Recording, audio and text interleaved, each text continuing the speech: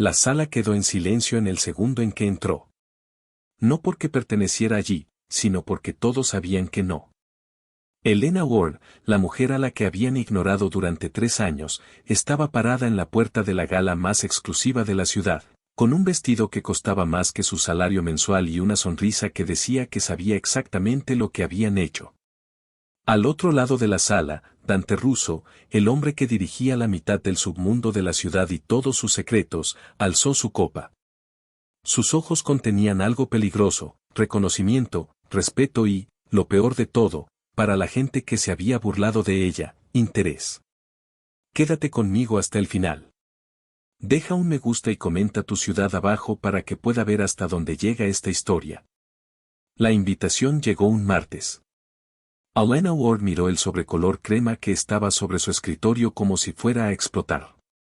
Cartulina gruesa, relieve dorado, el tipo de papel que susurraba dinero tan antiguo que no necesitaba gritar. Señorita Elena Ward y acompañante, están cordialmente invitados a la gala anual de la Fundación Russo. No lo tocó durante un minuto entero. A su alrededor, la oficina bullía con su caos habitual. Teléfono sonando, teclados tecleando, asociados gritando de un cubículo a otro sobre declaraciones y plazos de presentación de pruebas. Morrison y Hall era uno de los bufetes de abogados más prestigiosos de la ciudad. El tipo de lugar donde los socios jóvenes conducían coches que valían más que casas y donde las asistentes como Elena eran muebles que ocasionalmente archivaban papeleo. Bueno, Elena levantó la vista. Vanessa Hall estaba de pie junto a su escritorio, con los brazos cruzados, las cejas arqueadas en esa expresión que había perfeccionado, la que lograba ser a la vez aburrida y condescendiente. Era hermosa como son hermosas las cosas caras. Pulida, perfecta y completamente intocable. Su traje probablemente costaba lo que Elena ganaba en 2 meses. Bueno, ¿qué? Preguntó Elena. ¿Vas a abrirlo o piensas enmarcarlo? La sonrisa de Vanessa no le llegaba a los ojos. Me muero por ver tu cara cuando te des cuenta de lo que es esto. Elena cogió el sobre, deslizó el dedo bajo la solapa. La invitación que había dentro era incluso más pesada que el sobre impreso en una elegante caligrafía que probablemente requirió un calígrafo y una pequeña fortuna. Es una invitación a la gala, dijo Elena con calma. Es la invitación a la gala, corrigió Vanessa. Se apoyó contra la pared del cubículo, examinándose las uñas. El evento benéfico anual de Dante Russo. Políticos, famosos, gente que de verdad importa. La pregunta es, ¿por qué alguien como tú sería invitada? Elena sintió el peso de las miradas sobre ella. Las conversaciones se habían detenido. La gente escuchaba ahora, esperando ver cómo se desarrollaría la situación. Quizás porque trabajo aquí, sugirió Elena. Vanessa se rió. No fue una risa amable. Cariño, a los asistentes no los invitan a la gala Russo. De hecho, a la mayoría de los asociados no los invitan a la gala Russo. A mí apenas me invitaron, y mi nombre está literalmente en el edificio. Inclinó la cabeza, estudiando a Elena como si fuera un espécimen bajo una vitrina. Así que, o ha habido un error garrafal o alguien piensa que sería divertidísimo verte intentar moverte por una sala llena de gente que podría comprarte y venderte antes del postre. La oficina se había quedado en completo silencio. Elena volvió a mirar la invitación. La dirección era sin duda la suya. El nombre estaba bien escrito y abajo, en letra más pequeña, ponía, invitación personal extendida por Dante Russo. Se le revolvió el estómago. Dios mío, dijo Vanessa, leyendo la expresión de Elena. ¿De verdad pensaste que era legítima? ¡Qué adorable! Se giró para dirigirse al público, que iba en aumento. Dante Russo, ya saben, el mismísimo Dante Russo, el que lo controla todo, desde el transporte marítimo hasta los bienes raíces y quién sabe qué más, invitó personalmente a nuestra pequeña Elena a su gala. ¿Qué opinan, gente? ¿Un error administrativo o una broma elaborada? Quizás necesita a alguien que guarde los abrigos, gritó alguien. Las risas recorrieron la oficina. O podría servir bebidas, añadió otra voz. Tiene experiencia cargando cosas para la gente. Más risas, esta vez más fuertes. Elena apretó la invitación con fuerza, pero su rostro se mantuvo impasible. Hacía mucho tiempo que había aprendido a guardar todo en secreto, donde nadie pudiera ver sus problemas. ¿Sabes qué? Creo que Vanessa se inclinó hacia ella, bajando la voz lo suficiente para que solo Elena la oyera. Creo que alguien del equipo de Russo se equivocó, mezcló una lista, y ahora estás aquí con una invitación a un evento donde serás la persona menos importante de la sala, donde todos sabrán en cuanto entres que no perteneces aquí. Se enderezó, recuperando su tono de voz normal. Pero bueno, deberías ir. Te servirá para forjar tu carácter. La risa siguió a Elena mientras recogía sus cosas y se dirigía al baño. Se encerró en un cubículo y se sentó en la tapa del inodoro, sosteniendo la invitación entre manos temblorosas. No era tonta. Sabía de qué se trataba. Dante Russo era una leyenda en esta ciudad, el tipo de hombre cuyo nombre tenía peso tanto en salas de juntas como en callejones oscuros. Había construido un imperio en la construcción y el sector inmobiliario, con rumores de negocios menos legales entretejidos como hilos de acero. Peligroso, poderoso, intocable. Y 3 años atrás, Elena había trabajado para él. No directamente, nunca directamente. Había formado parte del equipo administrativo de Russo Development, tan enterrada en la jerarquía que nunca había estado en la misma habitación que él. Pero era buena en su trabajo, lo suficientemente buena como para notar cosas, patrones en el papeleo, discrepancias en los archivos, cifras que no cuadraban. Lo había reportado discretamente por los canales adecuados. 2 semanas después, la despidieron. Reestructuración, lo llamaron, nada personal. Siguió adelante. Encontró trabajo en Morrison & Hale. Mantuvo un perfil bajo. Intentó olvidar. Pero Dante Russo nunca olvidaba nada. La pregunta era, ¿por qué esto? ¿Por qué ahora? ¿Por qué invitarla a un evento público donde sería expuesta y humillada frente a la élite de la ciudad? A menos que ese fuera precisamente el objetivo. Elena volvió a mirar la invitación. Su nombre impreso en dorado. Invitación personal extendida por Dante Russo. Un juego de poder. Un recordatorio. Un mensaje envuelto en papel caro. Me acuerdo de ti. Sé lo que hiciste. Y podría aplastarte cuando quisiera. Debería tirarla. Fingir que nunca llegó. Eso sería lo inteligente, lo seguro. Su teléfono vibró. Un mensaje de su hermana, Mia. Viene a cenar esta noche. Ni se te ocurra cancelar. Elena sonrió a pesar de todo. Mia tenía un don para saber cuándo se la necesitaba. Se quedó en el baño otros 5 minutos, respirando lentamente, reconstruyendo las paredes. Luego salió de nuevo a la oficina con la cabeza en alto y el rostro inexpresivo. Vanessa estaba ahora en su escritorio, tecleando rápidamente, probablemente facturando a algún cliente $800 la hora por correos electrónicos. No levantó la vista cuando Elena pasó, pero Marcus Chen sí. Era un asociado senior, una de las pocas personas en la oficina que alguna vez había sido decente con ella. La miró y le hizo un pequeño gesto con la cabeza. No lástima, solo reconocimiento. Ella asintió. El resto del día transcurrió lentamente como de costumbre.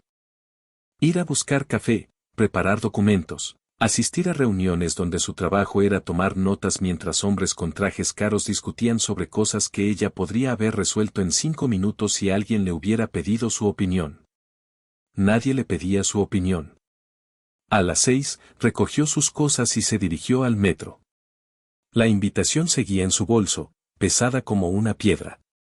Mia ya estaba en el apartamento de Elena cuando llegó a casa, desparramada en el sofá con envases de comida para llevar esparcidos sobre la mesa de centro. «Llegas tarde», dijo Mia, sin levantar la vista del teléfono. «Me comí tus rollitos de primavera». «Eres terrible», dijo Elena, pero estaba sonriendo. Dejó caer su bolso y se desplomó en el sofá junto a su hermana. Mia tenía 24 años, Elena tenía 30, Era 15 centímetros más alta y no tenía ningún interés en ir a lo seguro. Trabajaba como fotógrafa independiente, vivía en un estudio que era básicamente un armario con una ventana y tenía opiniones sobre todo. Un mal día. Mia preguntó, finalmente levantando la vista. Define duro. Alguien murió. Edificio quemado. Vanessa Hall finalmente se reveló como un demonio de verdad. Cerca. Elena metió la mano en su bolso y sacó la invitación. La tiró sobre la mesa de café. Mia la recogió, la leyó. Sus cejas se alzaron hacia su línea del cabello. Santo sí, Dante Russo te invitó a su gala. Aparentemente, el Dante Russo, el tipo que sí. Mia se quedó callada un momento, estudiando la invitación. Luego miró a Elena, y su expresión cambió a algo más cortante. Esto tiene que ver con lo que pasó en el desarrollo de Russo, ¿no? Elena le había contado todo a su hermana cuando sucedió. Las irregularidades que había encontrado, el informe que había presentado, la forma silenciosa y eficiente en que la habían borrado de la empresa. Tiene que ser, dijo Elena. Han pasado 3 años. ¿Por qué si no se acordaría de repente de que existo? Para humillarte públicamente. Esa es mi teoría. Mia dejó la invitación. Así que, obviamente, no vas a ir.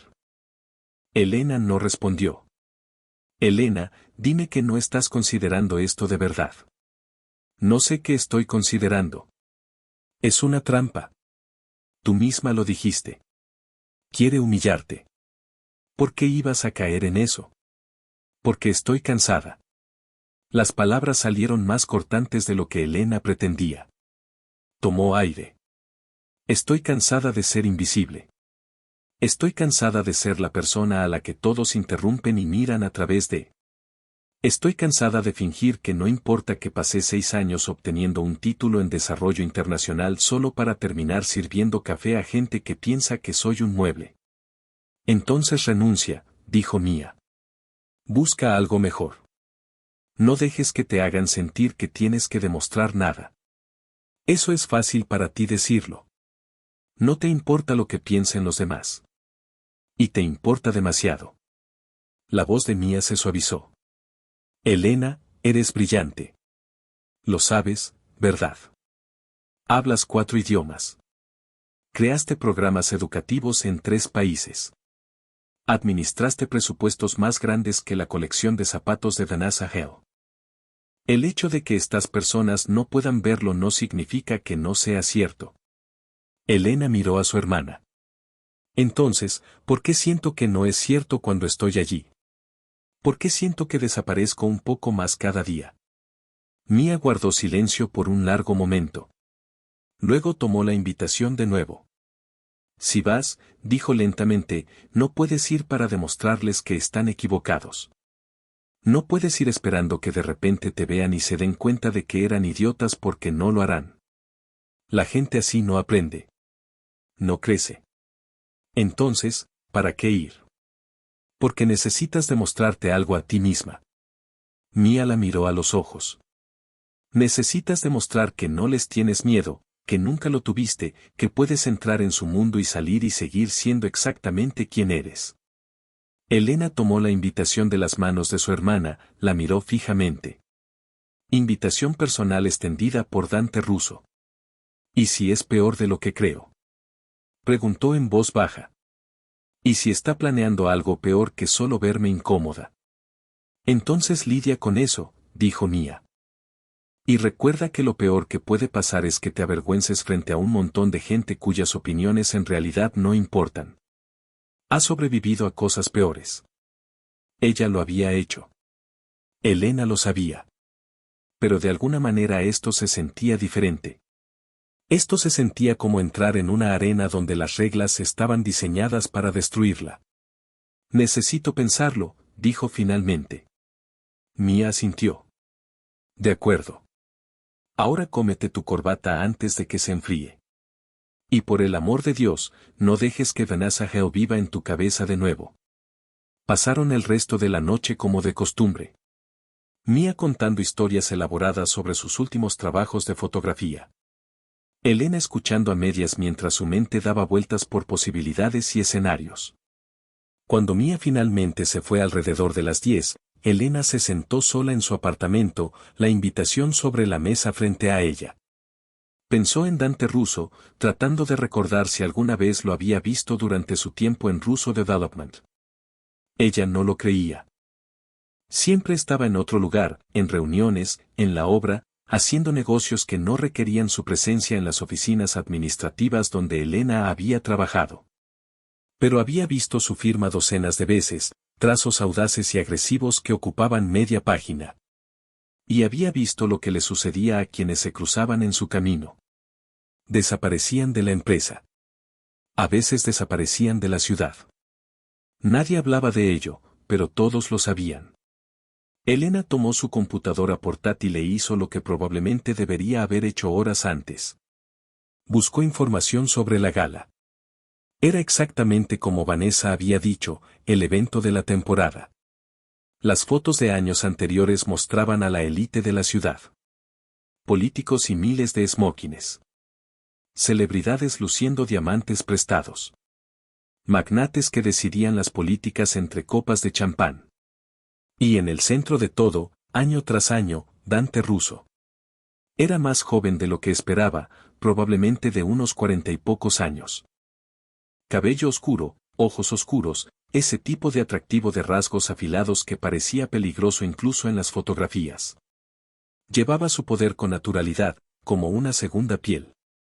En todas las fotos, estaba rodeado de gente, pero nunca parecía estar con ellos. Más bien, les permitía ocupar su espacio temporalmente. Elena se encontró mirando una foto en particular. Russo en la gala del año pasado, de pie ligeramente apartado de un grupo de socialites que reían. No sonreía. Estaba mirando algo fuera de cámara con una expresión de fría calculadora. Ese era un hombre que jugaba al ajedrez con la gente y ella estaba considerando entrar voluntariamente en su juego. Su teléfono vibró. Un mensaje de Marcus Chan. Hola, no dejes que lo de hoy te afecte. Vanessa está amargada porque eres más inteligente que ella y todo el mundo lo sabe. Elena sonrió y respondió, gracias. Lo aprecio. Su respuesta llegó de inmediato. ¿Estás pensando en ir a esa gala? Ella miró fijamente el mensaje. Tal vez. Probablemente no. No lo sé. Si vas, ve por ti misma, no por ellos. No se merecen la satisfacción de ninguna manera. Eso es básicamente lo que dijo mi hermana. Tu hermana parece inteligente. Elena dejó el teléfono y volvió a mirar la invitación. Pensó en la forma en que Vanessa la había mirado hoy. Las risas en la oficina, la crueldad cotidiana de ser tratada como si no importara. Pensó en los meses posteriores a dejar Russo Development, el pánico silencioso de buscar trabajo mientras sus ahorros se esfumaban. El alivio cuando Morrison y Hall la contrataron, aunque eso significara empezar de cero, la lenta comprensión de que había cambiado un tipo de invisibilidad por otro. Y pensó en la persona que solía ser antes del miedo. Antes de haber aprendido a hacerse pequeña, silenciosa y fácil de ignorar, la mujer que había dirigido programas educativos en Sudamérica, que había negociado con funcionarios gubernamentales y convencido a comunidades escépticas de que confiaran en ella, que se había plantado frente a salas llenas de gente y los había hecho escuchar. Esa mujer no le habría tenido miedo a Dante Russo. Esa mujer no habría permitido que la risa de Vanessa Hale la afectara. Esa mujer había quedado enterrada en algún punto del camino bajo capas de decepción, concesiones y la humillación diaria de ser menos de lo que era. Elena se levantó, fue a su habitación y abrió el armario. Tenía un único vestido de gala, comprado años atrás para una gala benéfica a la que había asistido con su antigua organización. Sencillo, negro, elegante con una discreción sutil. Lo sacó y lo alzó a contraluz. Serviría. Sin duda. A la mañana siguiente, Elena entró en la oficina con la tarjeta de confirmación de asistencia en el bolso. La había rellenado a las 2 de la madrugada, sentada a la mesa de la cocina con una copa de vino y un bolígrafo que le temblaba en la mano. Elena Ward y su acompañante aceptan con gusto. Sin acompañante. Había dejado esa línea en blanco. Esto era algo que tenía que hacer sola. Vanessa ya estaba en su escritorio cuando Elena llegó, con el teléfono pegado a la oreja, señalando algo con énfasis. No levantó la vista. Elena se sentó en su escritorio, abrió su correo electrónico y empezó a trabajar en las tareas de la mañana con la misma eficiencia silenciosa que aplicaba a todo. A las 10:30, Márquez se acercó a su escritorio con café. «Eres un santo», dijo Elena, tomando la taza con gratitud. En realidad no. Miró a su alrededor y bajó la voz. Así que, decisión tomada. Elena asintió. Y yo voy. Marcus la observó un momento. Luego sonrió. Bien. Deberían ver lo que se han estado perdiendo. No verán nada excepto lo que quieren ver. Tal vez, pero tú sabrás la verdad. Eso es lo que importa. Se alejó antes de que ella pudiera responder, dejándola con el café y una extraña sensación en el pecho que podría haber sido esperanza o terror. En el almuerzo, caminó hasta el buzón más cercano y echó la tarjeta de confirmación de asistencia dentro. Ya no había vuelta atrás. Los días que siguieron fueron extraños. Elena siguió su rutina habitual. Trabajo, metro, casa, repetir, pero todo se sentía un poco irreal, como si se estuviera observando desde la distancia. No le contó a nadie más sobre la gala. Ni a los otros asistentes que la habrían agredido o ridiculizado. Ni a su madre que se habría preocupado. Solo a Mia y Márquez. Y ambos tuvieron el sentido de dejarla procesarlo a su manera. Vanessa no volvió a mencionar la invitación, lo que de alguna manera lo empeoró. Significaba que estaba esperando, observando, anticipando el espectáculo de ver a Elena fracasar estrepitosamente. Una semana antes de la gala, Elena recibió una llamada en el trabajo. Elena Ward, la voz era femenina, profesional, desconocida. Habla Catherine Mills de la Fundación Russo. Llamo para confirmar su asistencia a la gala del próximo sábado. El corazón de Elena dio un vuelco. Sí, estaré allí. Maravilloso. ¿Y traerá un acompañante? No. Perfecto. Tendremos un hombre en la puerta. El evento comienza a las 7, pero recomendamos a los invitados que lleguen a las 7:30. Vestimenta de cóctel. ¿Hay algo más en lo que pueda ayudarle? No, eso es todo. Gracias. La mujer colgó. Elena se quedó paralizada en su escritorio, mirando su teléfono. Era real. Estaba sucediendo de verdad.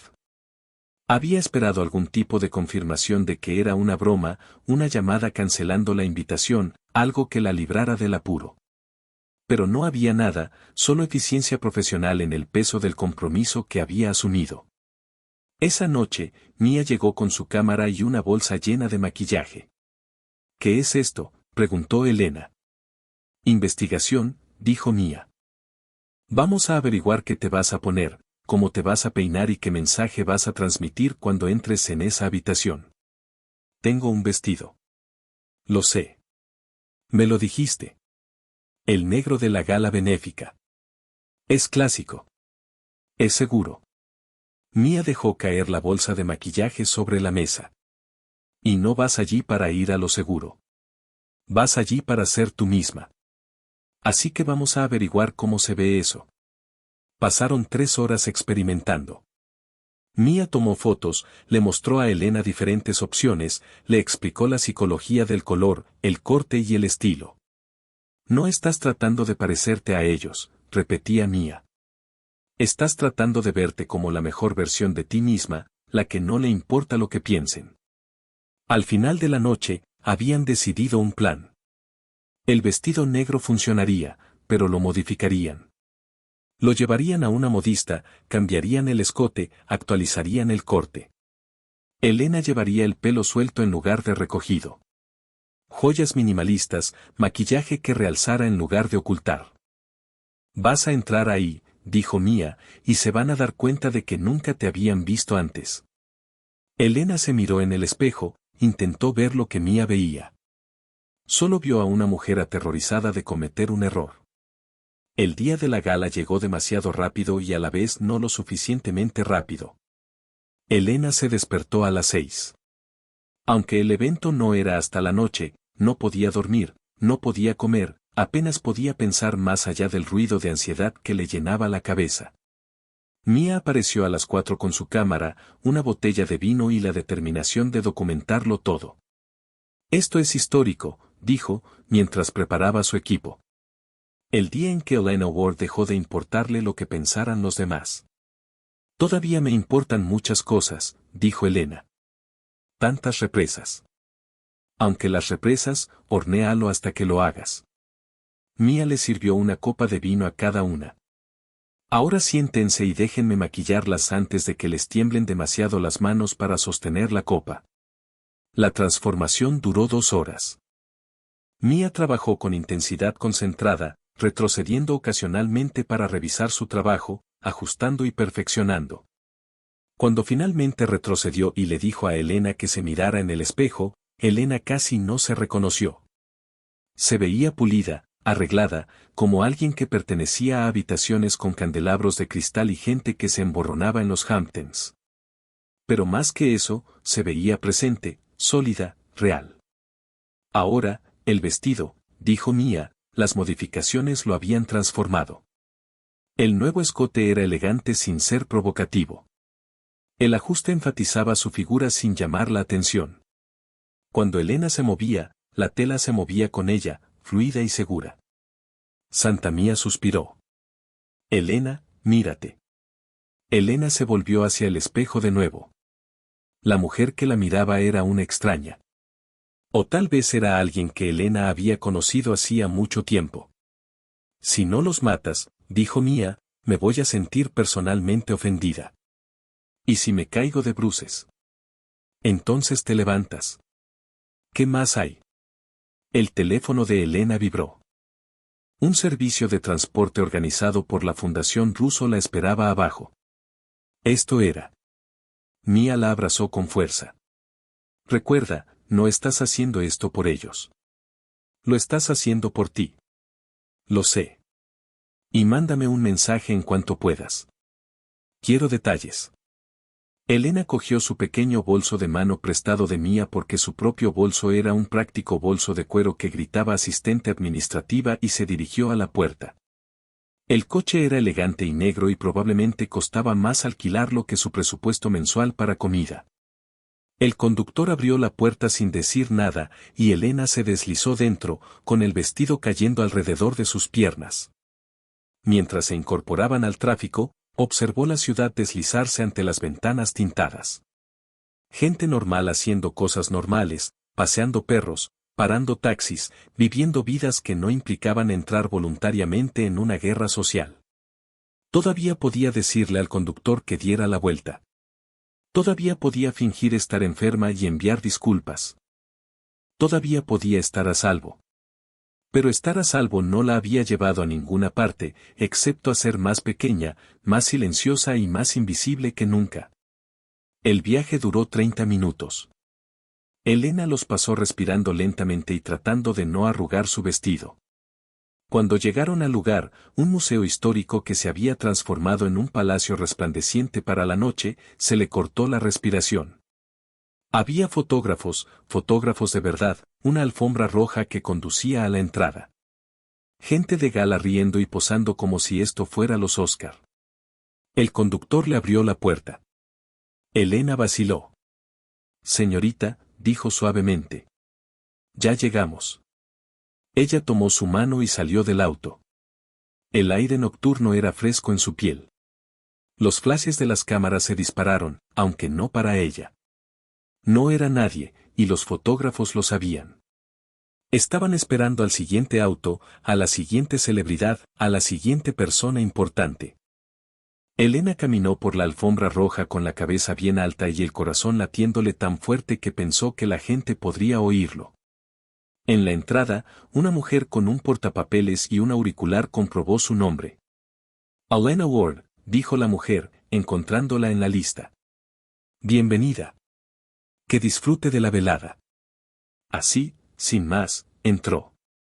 El salón principal era imponente, techos altísimos, candelabros de cristal que probablemente pesaban más que coches, mesas cubiertas con manteles blancos y centros de mesa que parecían pequeños bosques, y gente. Cientos de personas con smoking y vestidos de gala, con copas de champán en la mano, hablando con ese tono particular de la gente adinerada, donde cada palabra suena importante o insignificante.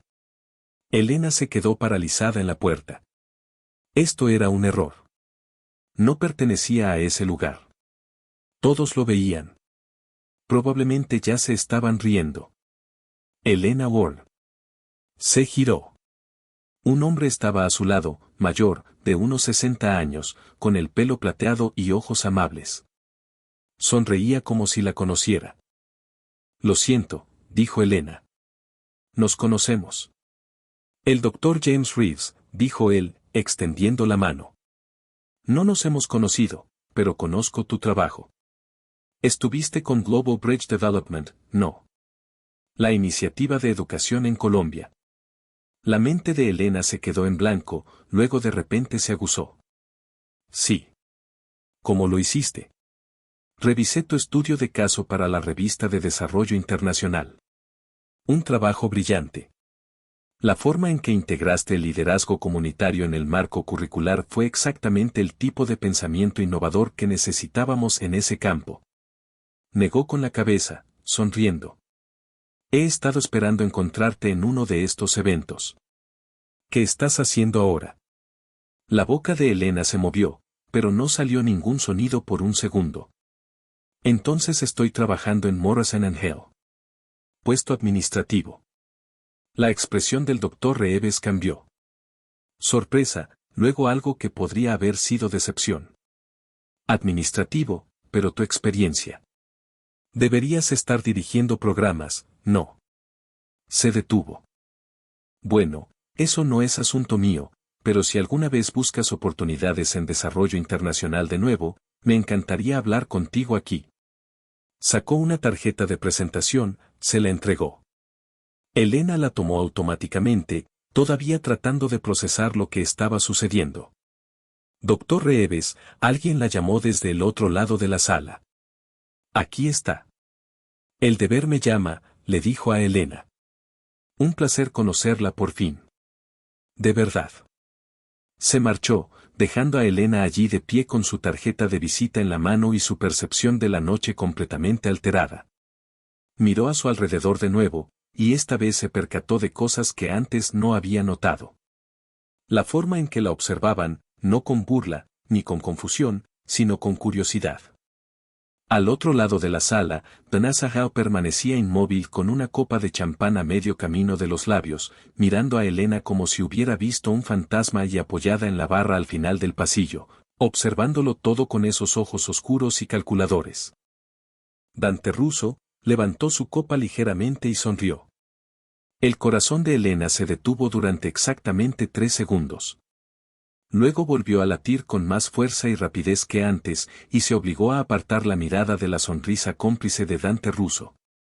Se giró hacia la mesa más cercana, fingiendo estudiar el centro de mesa como si fuera el arreglo de rosas blancas y eucalipto más fascinante que jamás hubiera visto. Le temblaban las manos.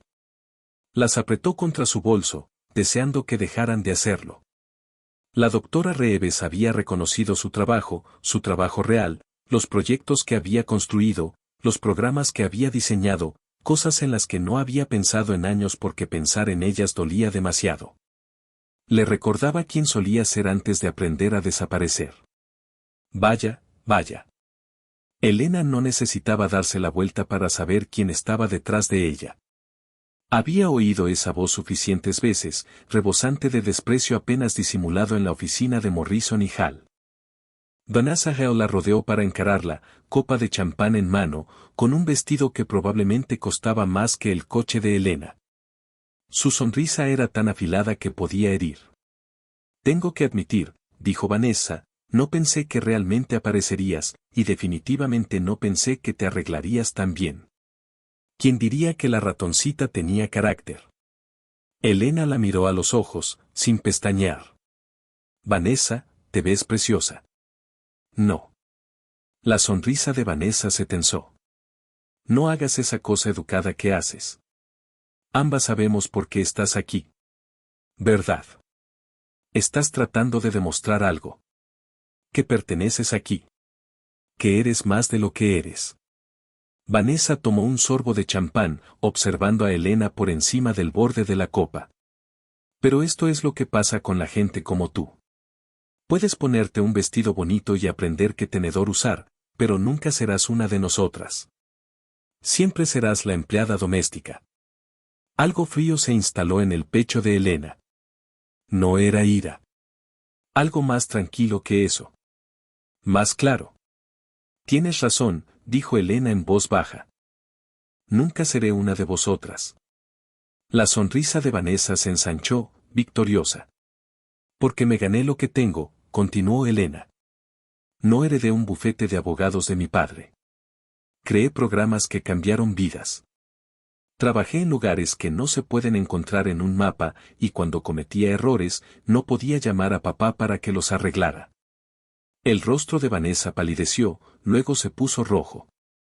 No tienen ni idea de lo que son ustedes, señoras, la voz cortó la tensión como un cuchillo a través de la seda. Baja, controlada, peligrosa. Ambas mujeres se giraron. Dante Russo estaba a 1 metro de distancia, con las manos en los bolsillos, luciendo completamente relajado con un smoking que le quedaba como si hubiera sido creado específicamente para su cuerpo, que probablemente así fue. De cerca, era incluso más inquietante que en las fotografías. No porque fuera particularmente alto o físicamente imponente, aunque lo era, sino por la forma en que te miraba, como si pudiera ver a través de la piel y los huesos hasta las partes que intentabas ocultar. Señor Russo, dijo Vanessa, su voz transformándose instantáneamente en algo cálido y agradable. ¡Qué evento tan maravilloso! La fundación se ha superado a sí misma este año. Gracias, señorita Hall. Sonrió, pero la sonrisa no le llegó a los ojos. Veo que ya conoce a mi invitada. La temperatura en las inmediaciones bajó unos 10 grados. La sonrisa de Vanessa se congeló en su rostro. Su invitada, Elena Ward. Dante dirigió su atención a Elena, y ella sintió todo el peso de esa mirada oscura. No nos hemos presentado formalmente. Soy Dante Russo. Extendió la mano. Elena la miró fijamente durante medio segundo de más. Luego la tomó. Su agarre era firme, cálido, y cuando sus dedos se cerraron alrededor de los de ella, sintió algo eléctrico recorrer su brazo que no tenía nada que ver con la atracción y todo que ver con la advertencia. Señor Russo, dijo. Su voz salió firme. Pequeño milagro. Me alegro de que haya podido venir. Todavía no le había soltado la mano. Me preocupaba que no aceptara la invitación. ¿Por qué no lo haría?, preguntó Elena, aunque sabía exactamente por qué. His smile sharpened. No reason at all. He let go of her hand, turned to Vanessa, who was standing there looking like she'd been slapped. Ms. Hall, I believe your colleague Marcus Chen was looking for you. Something about the Hoffman deposition. It was a dismissal, a polite one, but unmistakable. Vanessa's mouth opened, closed. She looked between Elena and Dante, clearly trying to process what was happening and failing spectacularly. Of course, she said finally. Excuse-me. She walked away stiffly, her champagne glass gripped so tight Elena was surprised it didn't shatter. Elena watched her go, then turned back to Dante Russo, who was watching her with that unreadable expression. That was unkind, Elena said. Was it? He tilted his head slightly. He thought I was being helpful. She did look rather lost. You know exactly what you were doing. Do he? A gesture toward the bar. Walk with me, Ms. Ward. Let's get you something to drink. It wasn't a request. Elena fell into step beside him, acutely aware of the eyes following them across the room. People were noticing, whispering, trying to figure out who she was and why Dante Russo was personally escorting her to the bar. "You're wondering why I invited you," Dante said as they walked. "It wasn't a question. I know why you invited me." That made him pause. He looked at her with something that might have been surprise or might have been approval. "Hard to tell." "Really?" He said, "Enlighten me. You want me to know you haven't forgotten what I did? That you remember every person who's ever crossed you and you can reach them whenever you want?" Elena kept her voice level. "Profesional. This is a power play, a reminder that I'm only here because you allow it." They reached the bar. Dante leaned against it, studying her face with an intensity that should have been uncomfortable, but somehow wasn't. "Do you think I invited you here to intimidate you?" he asked. "Didn't you?" "No," he signaled the bartender. "He invited you here because 3 years ago you did something very few people have the courage to do. You found a problem and you reported it through proper channels, knowing it would probably cost you your job." Elena's throat went tight. "It did cost me my job." "Yes, because the person you reported was my cousin, and he had enough influence to have you quietly removed before I ever saw your complaint." Dante's expression didn't change, but something cold flickered in his eyes. "By the time I discovered what had happened, you were gone, and my cousin was skimming approximately $3 million from development projects." The world tilted slightly. Elena gripped the edge of the bar. "What? You were right. The discrepancies you found weren't filing errors. They were systematic theft." Dante accepted 2 glasses of champagne from the bartender. Handed one to Elena. "When I finally saw your report, I had it investigated. Took 6 months to untangle everything. My cousin is currently serving 8 years in a federal facility." Elena couldn't speak. Couldn't process what she was hearing. "You were collateral damage," Dante continued. "Fired for doing the right thing and I couldn't track you down to make it right because you disappeared into administrative work under a company I had no connection to. I took a sip of champagne until I saw your name on a list of Morrison & Hale employees 3 weeks ago doing filing work and coffee runs. You, a woman who built sustainable education programs in South America. How do you know about that?" The words came out sharper than Elena intended. "I make it my business to know things, Ms. Ward." His smile was thin. "Especially when I owe someone a debt." "You don't owe me anything." I disagree. He set down his glass. "You did your job with integrity and you were punished for it. That's on me. On my company. On my failure to see what was happening under my own roof." Elena stared at him. This was not the conversation she'd expected to have. Not even close. So this, she gestured vaguely at the room, the gala, everything. "This is what an apology. This is an opportunity." Dante's eyes never left hers. "He wanted you to remember who you are before they convinced you to be smaller." Something hot and sharp lodged in Elena's throat. "You don't know anything about me. You know you're wasting your potential fetching coffee for people who wouldn't last 10 minutes doing the work you've done." He leaned closer and she caught the scent of expensive cologne and something darker underneath. "You know you walked into this room tonight expecting to be humiliated and you came anyway. That takes steel or stupidity." Elena said, "There's often not much difference." He straightened up. "The question is, what are you going to do now?" "I don't understand." "You're here. You're standing in a room full of people who've underestimated you. What happens next is up to you." Before Elena could respond, a woman in a sleek red dress appeared at Dante's elbow. "Mr. Russo, the mayor is asking for you. Tell him I'll be there in a moment." He didn't look at the woman, kept his attention on Elena. "Enjoy the evening, Miss Ward. And if anyone gives you trouble," his smile turned predatory. "Let me know." He walked away, leaving Elena standing at the bar with a glass of champagne. She didn't remember accepting a head full of thoughts that didn't make sense. This wasn't a trap. Or if it was, it wasn't the kind she'd expected. Dante Russo had invited her here to what? Give her closure, make amends, prove a point. She didn't trust it. Couldn't they trust it? Men like Dante Russo didn't do things out of kindness. They did things because it served their interests.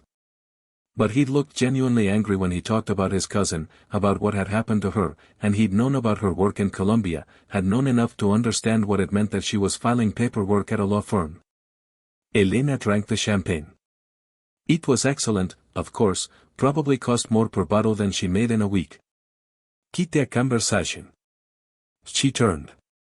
Marcus Chen stood beside her, looking sharp in a tuxedo and distinctly uncomfortable in the surroundings. Marcus, I didn't know you were coming. Last minute thing. Senior associates get invited to show face, network with potential clients, pretend we're more important than we are. A smiled rally. You, on the other hand, appear to have arrived as the personal guest of the most dangerous man in the city. Want to explain that? Not really. Fair enough. Marcus signaled for a drink. For what it's worth, Vanessa is losing her mind. She's been on her phone for the last 10 minutes, probably texting everyone she knows to figure out what the hell is going on. Great, Elena muttered. Also, people are staring at you. He noticed. No, I mean really staring, like trying to figure out who you are and why they should have known about you already. Marcus accepted his drink from the bartender. Dr. Reeves has been telling everyone with an earshot about your work in Colombia. Apparently, you're some kind of development genius. Elena's face heated. Is exaggerating. Y sé. Marcus gave her a look. You never told me you used to run international programs. It didn't seem relevant. Elena, you've been getting me coffee for those years and the whole time you could have been doing my job better than me. That's not it, is true and you know it. He shook his head. He knew you were smart, but this is something else. Why the hell are you wasting your time at Morrison & Hale? It was the same question she'd been asking herself for months, years maybe. Because I needed a job, she said quietly. And after Russo development, nobody wanted to hire me for anything else. Word gets around when you get fired, even if they call it restructuring. Russo development. Marcus frowned. What, you worked for Dante Russo before? Not for him directly. He was in the administrative division. But you worked there. Marcus's expression shifted into something Elena couldn't quite read. And now you're here as his personal guest, and he just spent 15 minutes talking to you like you're the most important person in the room. A pause. Elena, what exactly happened at Russo Development? Before she could answer, a hand touched her shoulder. Elena turned to find an elegant woman in her 50s smiling at her. I'm so sorry to interrupt. Are you Elena Ward? Yes, Margaret Lawson. I run the International Development Council. She extended her hand and Elena shook it automatically. Dr. Reeves just told me about your work in Colombia. I've been trying to fill a director position for our Latin American programs for 6 months. Would you be interested in talking? Elena's brain stuttered. Y what? I know this is unexpected. Margaret's smile was warm, genuine. But Dr. Reeves doesn't praise people lightly, and when he says someone revolutionized community-based education models, I pay attention. It is my card. Call me Monday. They love to discuss opportunities. She pressed a business card into Elena's hand and disappeared back into the crowd. Elena stared at the card, then at Marcus, who was watching her with raised eyebrows. So he said, this is turning into quite a night for you. I don't understand what's happening. You're being seen, Marcus said simply. Maybe for the first time in a long time, and people are realizing they've been idiots. Across the room, Elena caught sight of Vanessa talking animatedly with a group of senior partners. Every few seconds, Vanessa's gaze would dart toward Elena, her expression somewhere between fury and confusion. She's going to make this hell for me on Monday, Elena said. Probably. Marcus took a sip of his drink. But you know what? I don't think you're going to be at Morrison & Hale much longer. What makes you say that? He gestured at the room. Because you don't belong there. You never did. Tonight just made it obvious. A bell chimed somewhere, signaling dinner was about to be served. The crowd began moving toward the dining area, a beautiful space with round tables and more of those impossible flower arrangements. Elena looked down at the two business cards in her hand. Dr. Reeves, Margaret Lawson, both offering her a way back to the work she loved. Because Dante Russo had invited her here, had made sure the right people saw her, had orchestrated this entire evening to give her back what his company had taken from her. She scanned the room looking for him. Found him standing near the far wall talking to a couple in formal wear. As if sensing her attention, he glanced over. Their eyes met across the crowded space. He didn't smile, didn't acknowledge her, just held her gaze for a moment before returning to his conversation. But Elena understood. This was the apology. Not words, not money, not a job offer from him directly, which would have been tainted by obligation. This was him putting her in a room with people who would recognize her worth, giving her the chance to reclaim the professional life she'd lost. It was calculated, manipulative even, and it was the kindest thing anyone had done for her in years. Elena, she turned. A young woman stood beside her, looking nervous. I'm sorry, but Mr. Russo asked me to show you to your table for dinner. Oh, right. Elena looked at Marcus. I guess I'll see you later. Good luck, Marcus said. And Elena. Whatever happens, don't let them make you small again. She followed the young woman through the crowd to a table near the center of the room. The place cards were written in elegant calligraphy, and Elena felt her stomach drop when she saw who she was seated with. Dr. Reeves, Margaret Lawson, a man whose place card read Ambassador Richard Torres, a woman named Sophia Chun, who according to the program ran a major non-profit, and at the head of the table, naturally, Dante Russo. It was already seated when Elena arrived, talking quietly with Ambassador Torres. He glanced up as she approached. Miss Ward, please sit. A gesture to the empty chair on his left. Elena sat, feeling like she'd wandered into someone else's life. This wasn't her table. This weren't her people. She didn't belong. Elena. Dr. Reeves was already seated across from her, smiling broadly. Wonderful. I was hoping we'd have a chance to talk more. Have you met Ambassador Torres? Richard, this is the woman I was telling you about, the education initiative in Colombia. The ambassador turned to her with interest. Dr. Reeves mentioned your work. I'd love to hear more.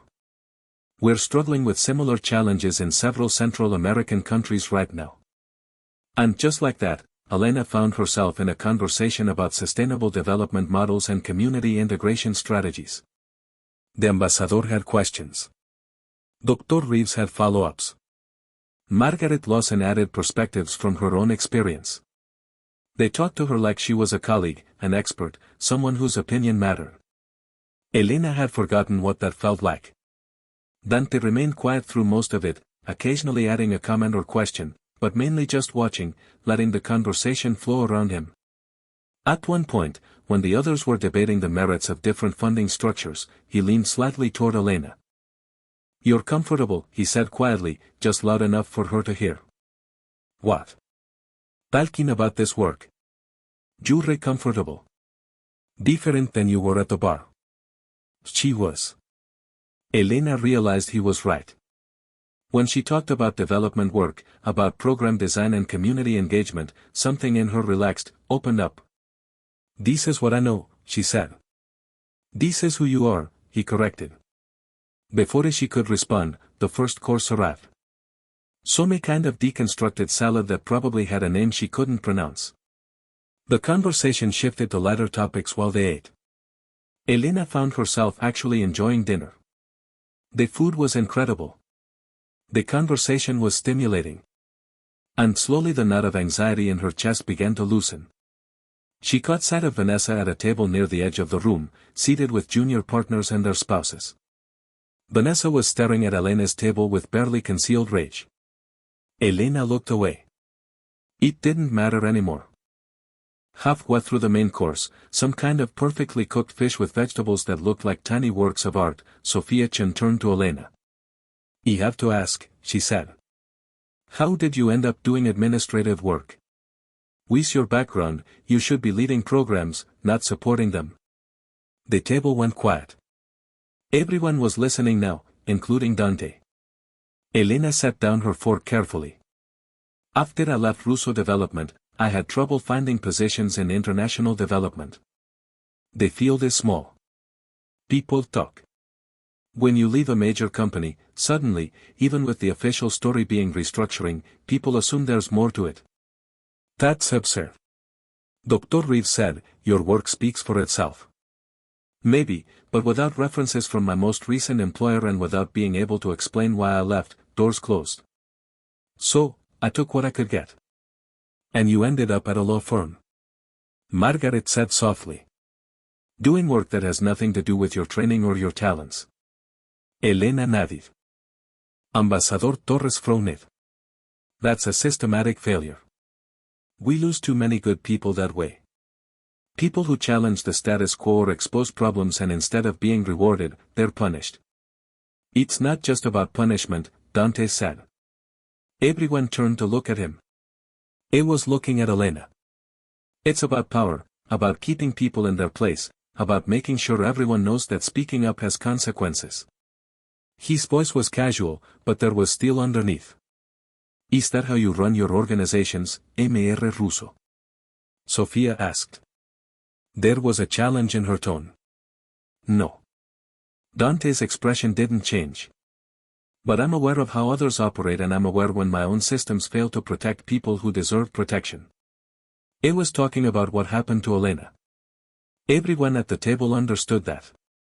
Well, Margaret said, breaking the tension. I hope we can fix at least one of those failures. Elena, I'm serious about that director position. I think you'd be extraordinary. I'd want to hear more, Elena said carefully. But yes, I'm interested. The conversation moved on, but Elena noticed Dante watching her with that unreadable expression again. After dinner came speeches, the mayor talked about the foundation's charitable work. A doctor spoke about the medical clinic the foundation had funded in an underserved neighborhood. A teenager gave a tearful testimonial about the scholarship program that had changed her life. It was all very moving and probably very calculated. Everything Dante Russo did seemed calculated. But Elena couldn't deny the results were real. The clinic existed.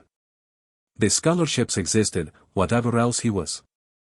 And she suspected he was a lot of things, not all of them legal. It was also genuinely helping people. When the speeches ended, people began mingling again. Some headed to the bar, others to the balcony for air and cigarettes. A string quartet started playing in the corner and couples moved to the small dance floor. Elena stood up needing a moment to process everything. She'd come here expecting humiliation and had found this opportunity, recognition, a way forward because of Dante Russo. She still didn't trust it. Didn't they trust him? But she couldn't deny it was working. Miss Ward. Elena turned. A man in an expensive suit stood beside her table. Someone she didn't recognize but who carried himself with the kind of authority that suggested he was used to being important. Yes, Robert Chambers. I'm with the Sullivan Group. We handle private consulting for international development projects. He handed her a card. eBay heard about your work tonight from several people. We're always looking for experienced consultants. eBay love to discuss opportunities. Thank you, Elena said, taking the card. She was running out of room in her clutch. He smiled and walked away. Dr. Reeves appeared at her elbow. You're going to need a bigger purse. Elena laughed. It came out slightly hysterical. This is insane. This is networking, he corrected. This is what happens when the right people finally see what you can do. Although, I have to say, he glanced toward the head table where Dante was talking quietly with Margaret Lawson. Dante Russo is being remarkably helpful. I've known him for years and I've never seen him take such an active interest in someone's career. We have history, Elena said before she could think better of it. Dr. Reeves's eyebrows rose. Do you? Professional history. He used to work for Russo Development. Ah. Understanding flickered across his face. And judging by the fact that you ended up at a law firm doing administrative work, I'm guessing it didn't end well. It's complicated. Wheezed Dante, it usually is. Dr. Reeves smiled. But whatever his reasons for bringing you here tonight, you should make the most of it. These opportunities don't come around often. He was right. Elena knew he was right. She just wished she understood what Dante Russo actually wanted from her. The evening wore on. Elena talked to more people than she could count, collected more business cards than seemed possible, and slowly began to feel like maybe this was real. Maybe she wasn't going to wake up and find out it was all some elaborate joke. Around 10:30, she found herself on the balcony, needing air and quiet. The city spread out below, lights glittering like scattered diamonds. The sounds of the party drifted out through the open doors behind her, laughter and music and the clink of glasses. She pulled out her phone, texted Mia. "You're not going to believe this night." The response came immediately. "Tell me everything." Elena smiled, started typing a response, then stopped when she sensed someone behind her. She didn't need to turn around to know who it was. "You should be inside," Dante said, making connections, building relationships. He needed a minute. Elena turned to face him. "This is a lot." "Is it everything you expected?" "It's nothing like I expected." He moved to stand beside her at the balcony railing, looking out at the city. "What did you expect?" "Honestly, I thought you'd invited me here to humiliate me. To remind me what happens to people who cross you. You don't need to humiliate people to make a point, Ms. Ward. There are much more effective ways to remind someone of their place like this. Like giving them back what was taken from them." He glanced at her. "You did good work tonight. Those people in there, they're impressed. They should be. You're brilliant at what you do. You don't know that. eBay read everything you published, every case study, every program report. I know exactly what you're capable of." His voice was matter of fact. "The question is whether you know it." Elena's hands tightened on the railing. "Why do you care?" "Because my cousin cost you 3 years of your career. 3 years of doing work that matters. 3 years of development and growth and impact."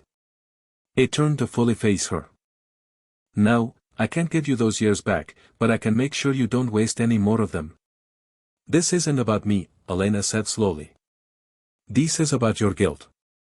"Perhaps." He didn't deny it. "Does it matter?" "You don't know." "Maybe." Elena met his eyes. "What happens Monday morning when I go back to Morrison and Hale and Vanessa Hale makes my life hell because she saw me here with you? Will you go back?" The question hung in the air between them. Elena thought about her desk at Morrison and Hale, the coffee runs, the filing, the endless days of being invisible. She thought about Margaret Lawson's job offer, Dr. Reeves's invitation to consult, all the doors that had opened tonight.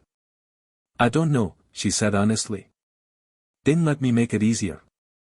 Dante pulled a card from his pocket. "Not a business card, something else. Heavier.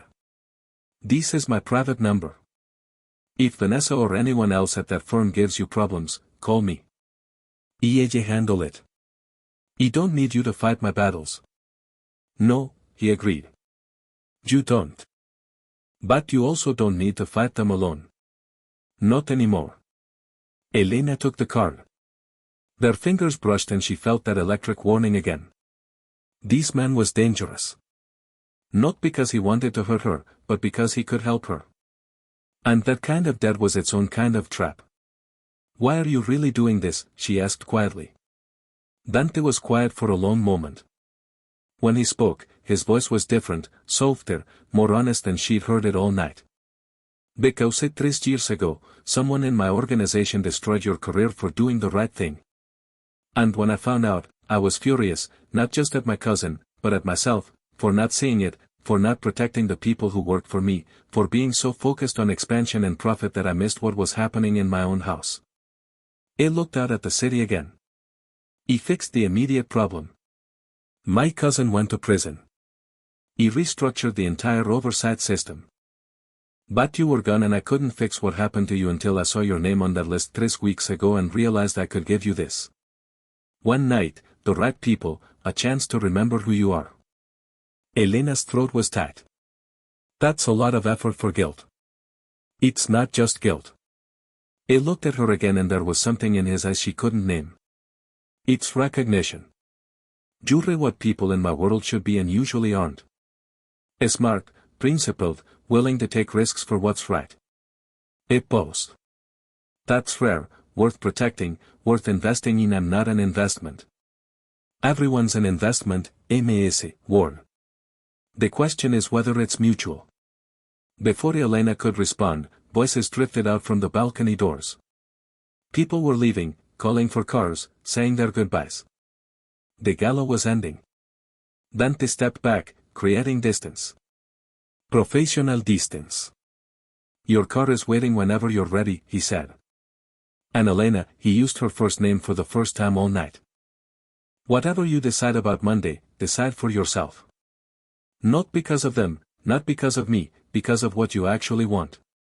He walked back inside, leaving her alone on the balcony with his private number in her hand and a future that suddenly looked completely different than it had that morning. Elena stayed there for a few more minutes, breathing in the cool air, trying to sort through everything that had happened. Her phone buzzed. Mia again. I'm literally dying. Calme. Elena smiled, headed back inside. The crowd had thinned significantly. Vanessa was nowhere to be seen. Probably had left early, unable to stomach watching Elena's triumph. Marcus caught her eye from across the room and gave her a thumbs up. Dr. Reeves stopped her on her way to the exit. Elena, I meant what I said earlier. Calme. Let's talk about getting you back into this field properly. I will, Elena promised and meant it. Margaret Lawson gave her a warm hug. Manda morning. Don't forget Elena collected her coat from the check, stepped out into the night.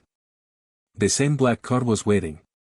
As they pulled away from the museum, Elena looked back at the building, all lit up and beautiful. Or he's playing a really long game and you're a piece on the board. Probably both, Elena said. Are you going to call Margaret Lawson on Monday? Elena looked down at the stack of business cards in her lap at Dante's private number separate from the rest. Yeah, she said. I think I am good. Mia's voice was fierce. Jets, because if you go back to that law firm after tonight, I'm staging an intervention. I can't just quit without having something lined up. Elena, you have like 6 somethings lined up. You just spent 4 hours being headhunted by every major player in international development. You're allowed to jump. She was right. Elena knew she was right. But knowing and doing were different things. The car pulled up to her apartment. Elena thanked the driver and headed inside, her head still spinning. She took off the dress carefully, hung it up, washed off the makeup, became herself again, or maybe became someone new. She wasn't sure yet.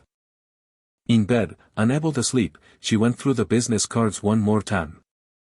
Read the names, the titles, the possibilities. Then she picked up Dante's card. Used the phone number. No name, no title, a direct line to one of the most powerful men in the city. Elena set it on her nightstand and turned off the light. Tomorrow she'd figure out what to do with all of this. With the job offers and the opportunities and the strange, complicated gift Dante Russo had given her. Tonight, she just needed to sleep. But her mind kept replaying the evening. The way people had looked at her, really looked at her for the first time in years. The way Dante had looked at her like he saw something worth investing in. Elena closed her eyes and tried not to think about what that might mean. Monday morning arrived like a storm. Elena had been watching build on the horizon for days. She woke up at 5, gave up on sleep by 5:30, and spent an hour staring at her closet like the clothes might tell her what to do. Eventually, she settled on what she always wore, a simple gray dress, understated jewelry, flat shoes that wouldn't click too loudly on the office floors. The armor of invisibility. Except it didn't fit the same way anymore. When Elena looked at herself in the mirror, she kept seeing flashes of Saturday Night, the woman in the elegant black dress who'd held conversations with ambassadors and non-profit directors, who'd sat at Dante Russo's table like she belonged there. That woman seemed like a stranger now, someone Elena had pretended to be for a few hours before reality reasserted itself. Her phone buzzed. A text from Mia. Don't you dare chicken out on those calls. He will hunt you down. Elena smiled despite the knot in her stomach. She hadn't told Mia she was planning to go into the office at all. Her sister would have lost her mind. The subway was packed with the usual Monday crowd.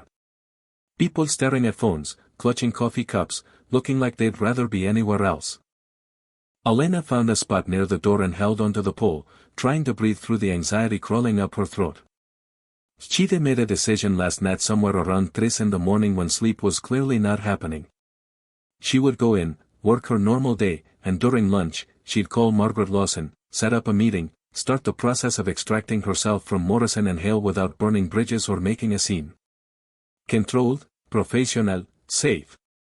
The elevator ride up to the Morrison and Hale offices felt longer than usual. Elena watched the numbers climb, each floor bringing her closer to whatever fresh hell Vanessa had prepared over the weekend. The receptionist looked up when Elena walked in, did a visible double take. Elena. Lisa had been the front desk receptionist for 4 years and had never looked at Elena with anything other than mild disinterest. Now her eyes were wide. Oh my God. Is it true? Is what true? The gala. Dante Russo. Everyone is talking about it. Elena's stomach dropped. How does everyone know about the gala? Are you kidding? It's all over social media. There are photos. Jewelry in some of them. Lisa pulled out her phone, swiped a few times, then turned it around. Elena stared at the screen. It was a photo from Saturday night. Her and Dante at the bar, him leaning in slightly, her holding that champagne glass, both of them in what looked like intense conversation. The caption read, "Mystery woman captures attention of Dante Russo at exclusive foundation gala." Sources say she's an international development expert with impressive credentials. Who is Elena Ward? There are like 6 different articles, Lisa said, scrolling. Society pages, business blogs, even that lifestyle magazine did a piece. They're calling you the revelation of the season. Is it true you used to run programs in South America? Elena couldn't speak, couldn't process what she was seeing. Everyone has been talking about it since yesterday, Lisa continued. Vanessa's been in Mr. Morrison's office for like an hour already. She looked furious. Of course, she did. Elena forced herself to move, to walk past the reception desk and into the bullpen.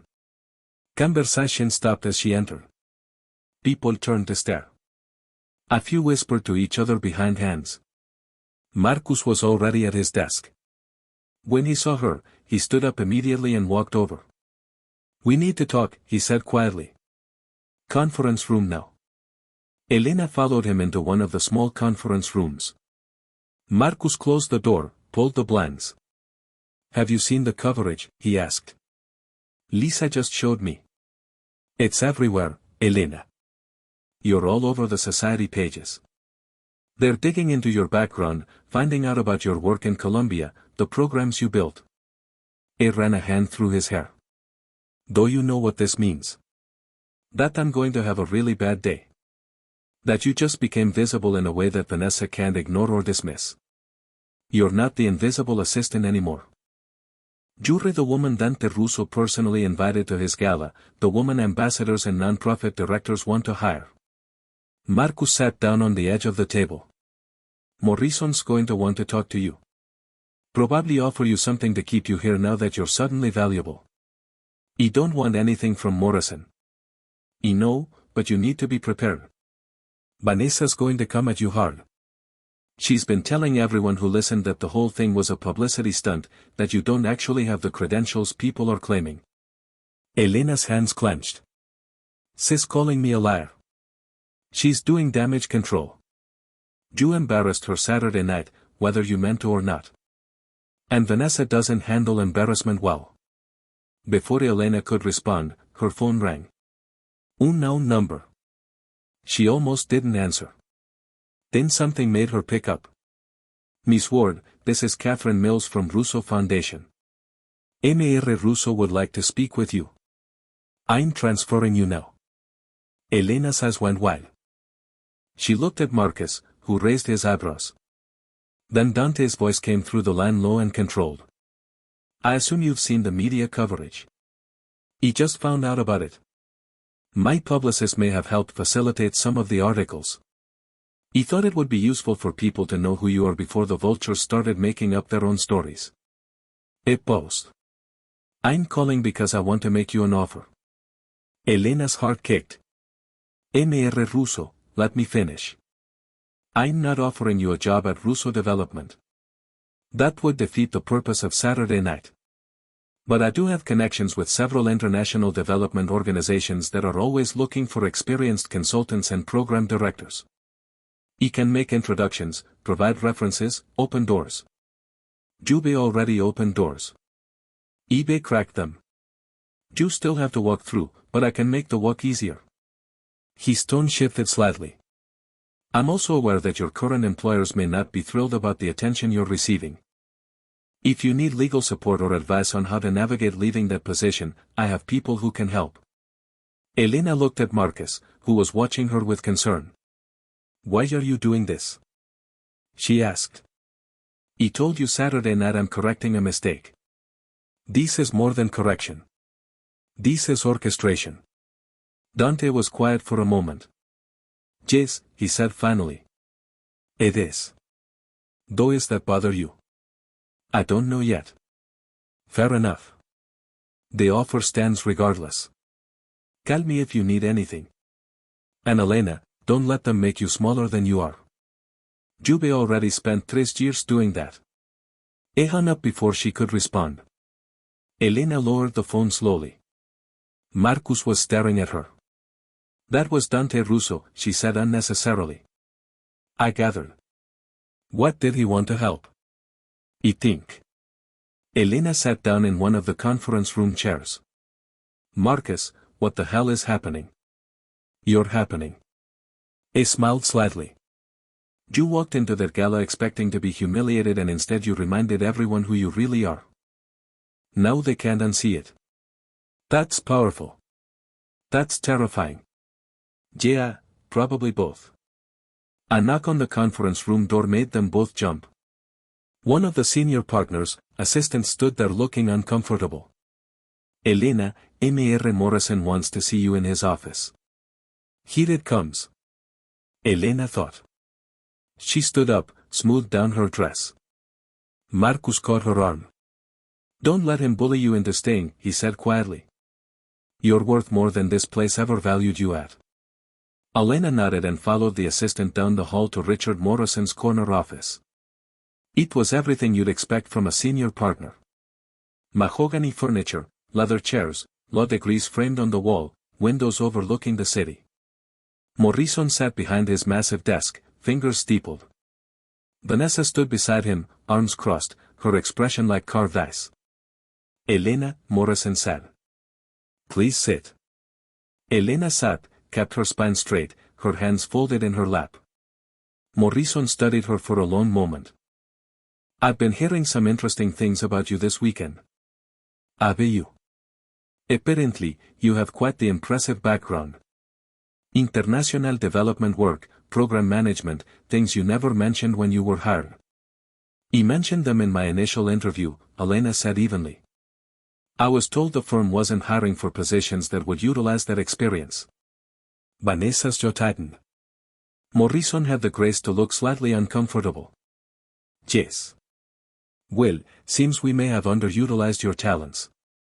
I've been reviewing your file and I think there may be opportunities for you to take on more substantive work, perhaps assisting with some of our international clients, providing cultural and logistical insight. Do you want me to do more work for the same pay? Elena said. Morrison blinked. I'm offering you a chance to use your skills. After 3 years of filing and coffee runs, because now that I'm publicly associated with Dante Russo, suddenly I'm worth paying attention to. Elena. Vanessa cut in her voice sharp. Mr. Morrison is trying to help you. You might want to show some gratitude. Elena looked at her. Really looked at her. Saw the fury barely contained behind that polished exterior.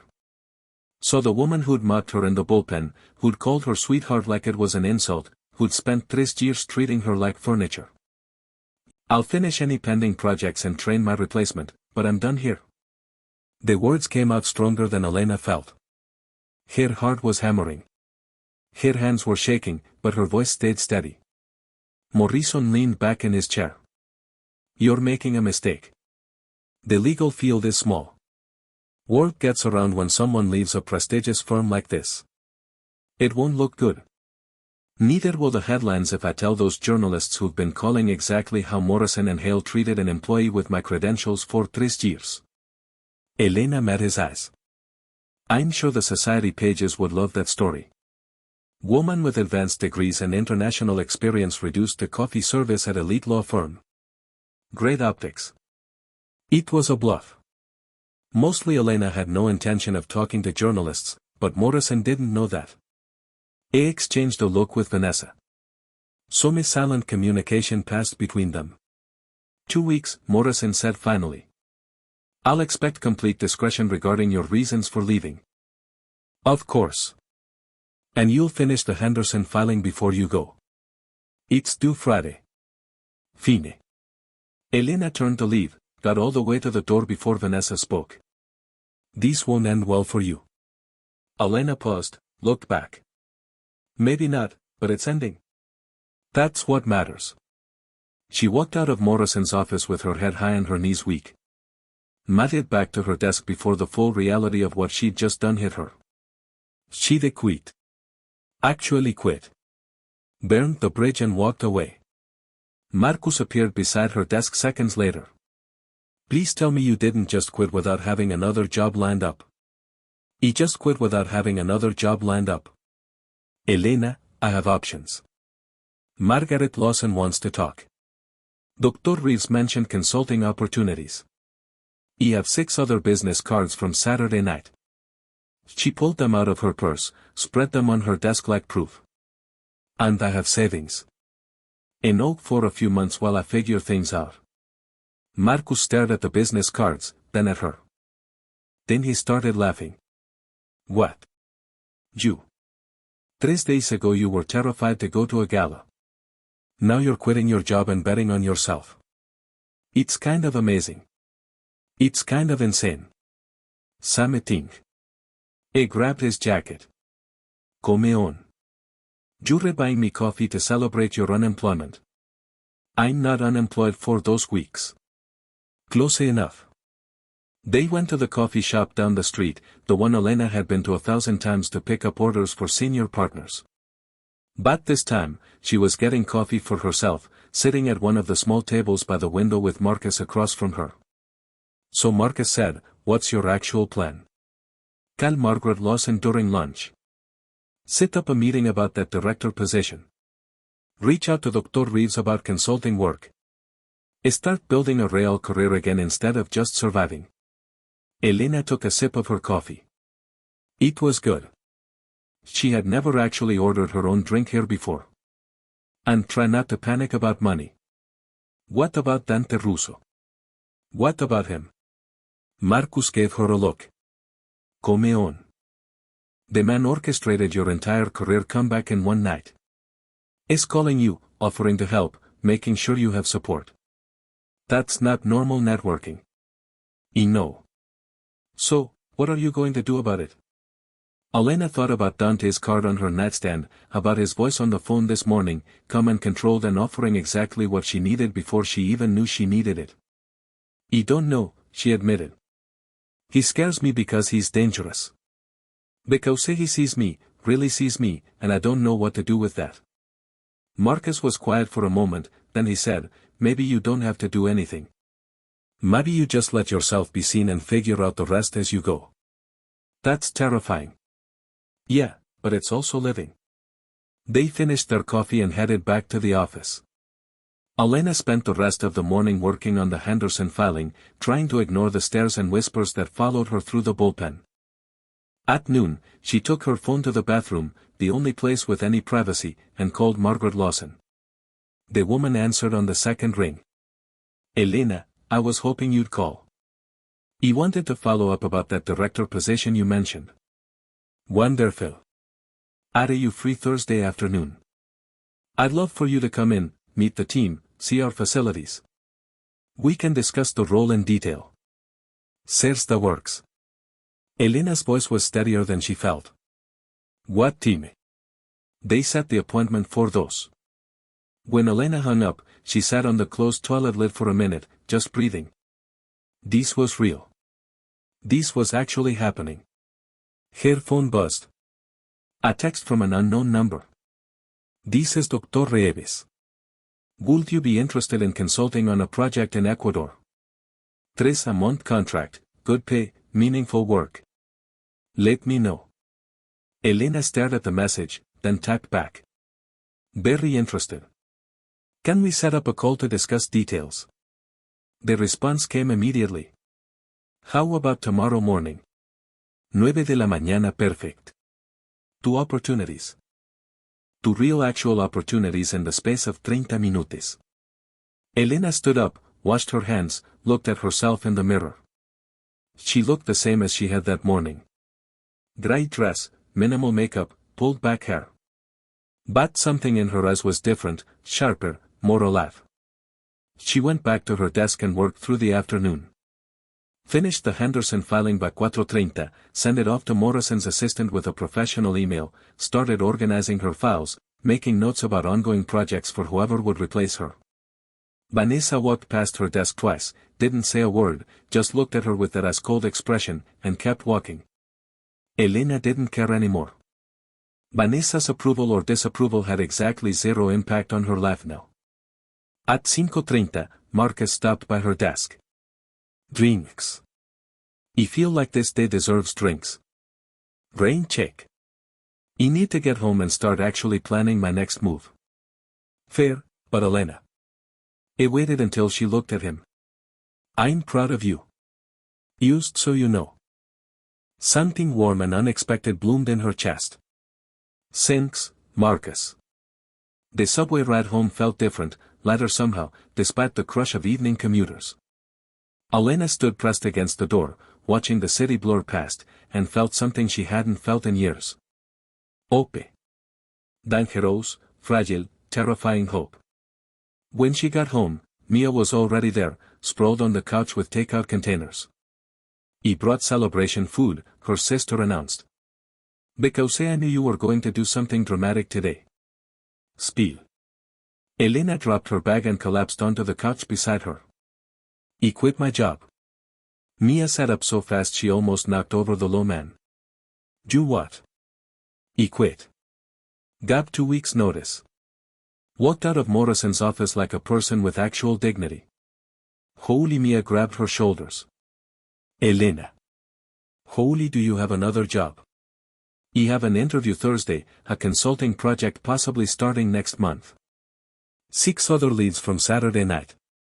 Elena pulled out her phone, showed me the text from Dr. Reeves and Dante Russo called this morning offering to help with references and introductions. Mia read the text then looked at her sister with something like a. You're actually doing this? You're actually betting on yourself? I'm either doing this or having a complete breakdown. Not sure which yet. It's both. That's how you know it's working. Mia hugged her hard and tight. I'm so proud of you. I could cry, but I won't because that's gross and we have Lane to eat. They spent the evening the way they had the night before the gala, talking, laughing, Mia telling stories that had nothing to do with work or stress or uncertainty. Used sisters being sisters. Around 9, Elena's phone rang. Unknown number again. She hesitated, then answered, I'm Ward, this is Thomas Rivera from the Chronicle. The voice was brisk professional. I'm writing a profile piece about the Russo Foundation Gala, specifically focusing on some of the more interesting attendees. I was hoping to ask you a few questions about your background and your connection to Dante Russo. Elena's stomach clenched. I don't have any comment. I understand you worked for Russo Development several years ago. Can you tell me about I don't have any comment? Elena repeated. Please don't call this number again. She hung up. Her hands were shaking. What was that? Mia asked. Journalist wants to write about me and Dante Russo. What did you say? No comment, but he's going to write something anyway. They always do. Elena sat down the phone. This is what Dante meant this morning about the vultures making up their own stories. Mia was quiet for a moment. Then she said, do you trust him, Russo? I don't know. I don't know what his angle is. I don't know what he wants. Maybe he just wants what he said to fix a mistake. Men like Dante Russo don't do anything without an angle. Maybe. Mia agreed. But maybe the angle is exactly what he told you. Recognition, investment, whatever he called it. She poked Elena's arm.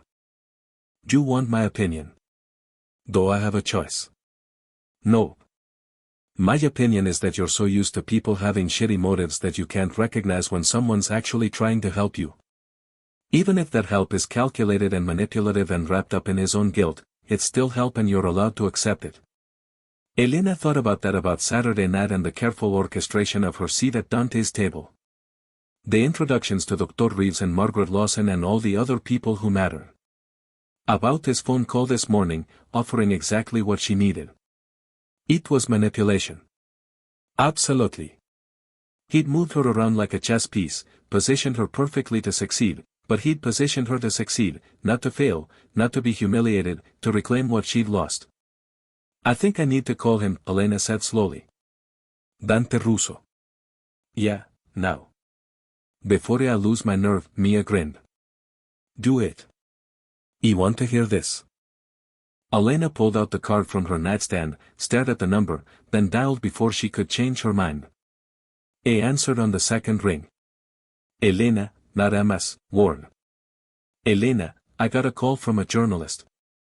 She said Tomas Rivera from the Chronicle. Ella handle it. That's not why I'm calling. Silence on the other end. Then, why are you calling? Elena took a breath. To say, thank you for Saturday night, for this morning, for giving me back something I didn't think I could get back. You're welcome. And to ask you to stop. Anotar pause, longer this time.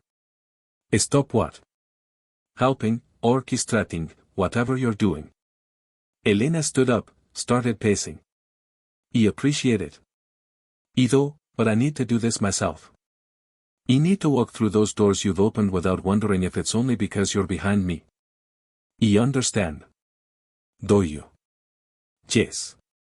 His voice was quiet. You need to prove it to yourself that you can succeed without my interference.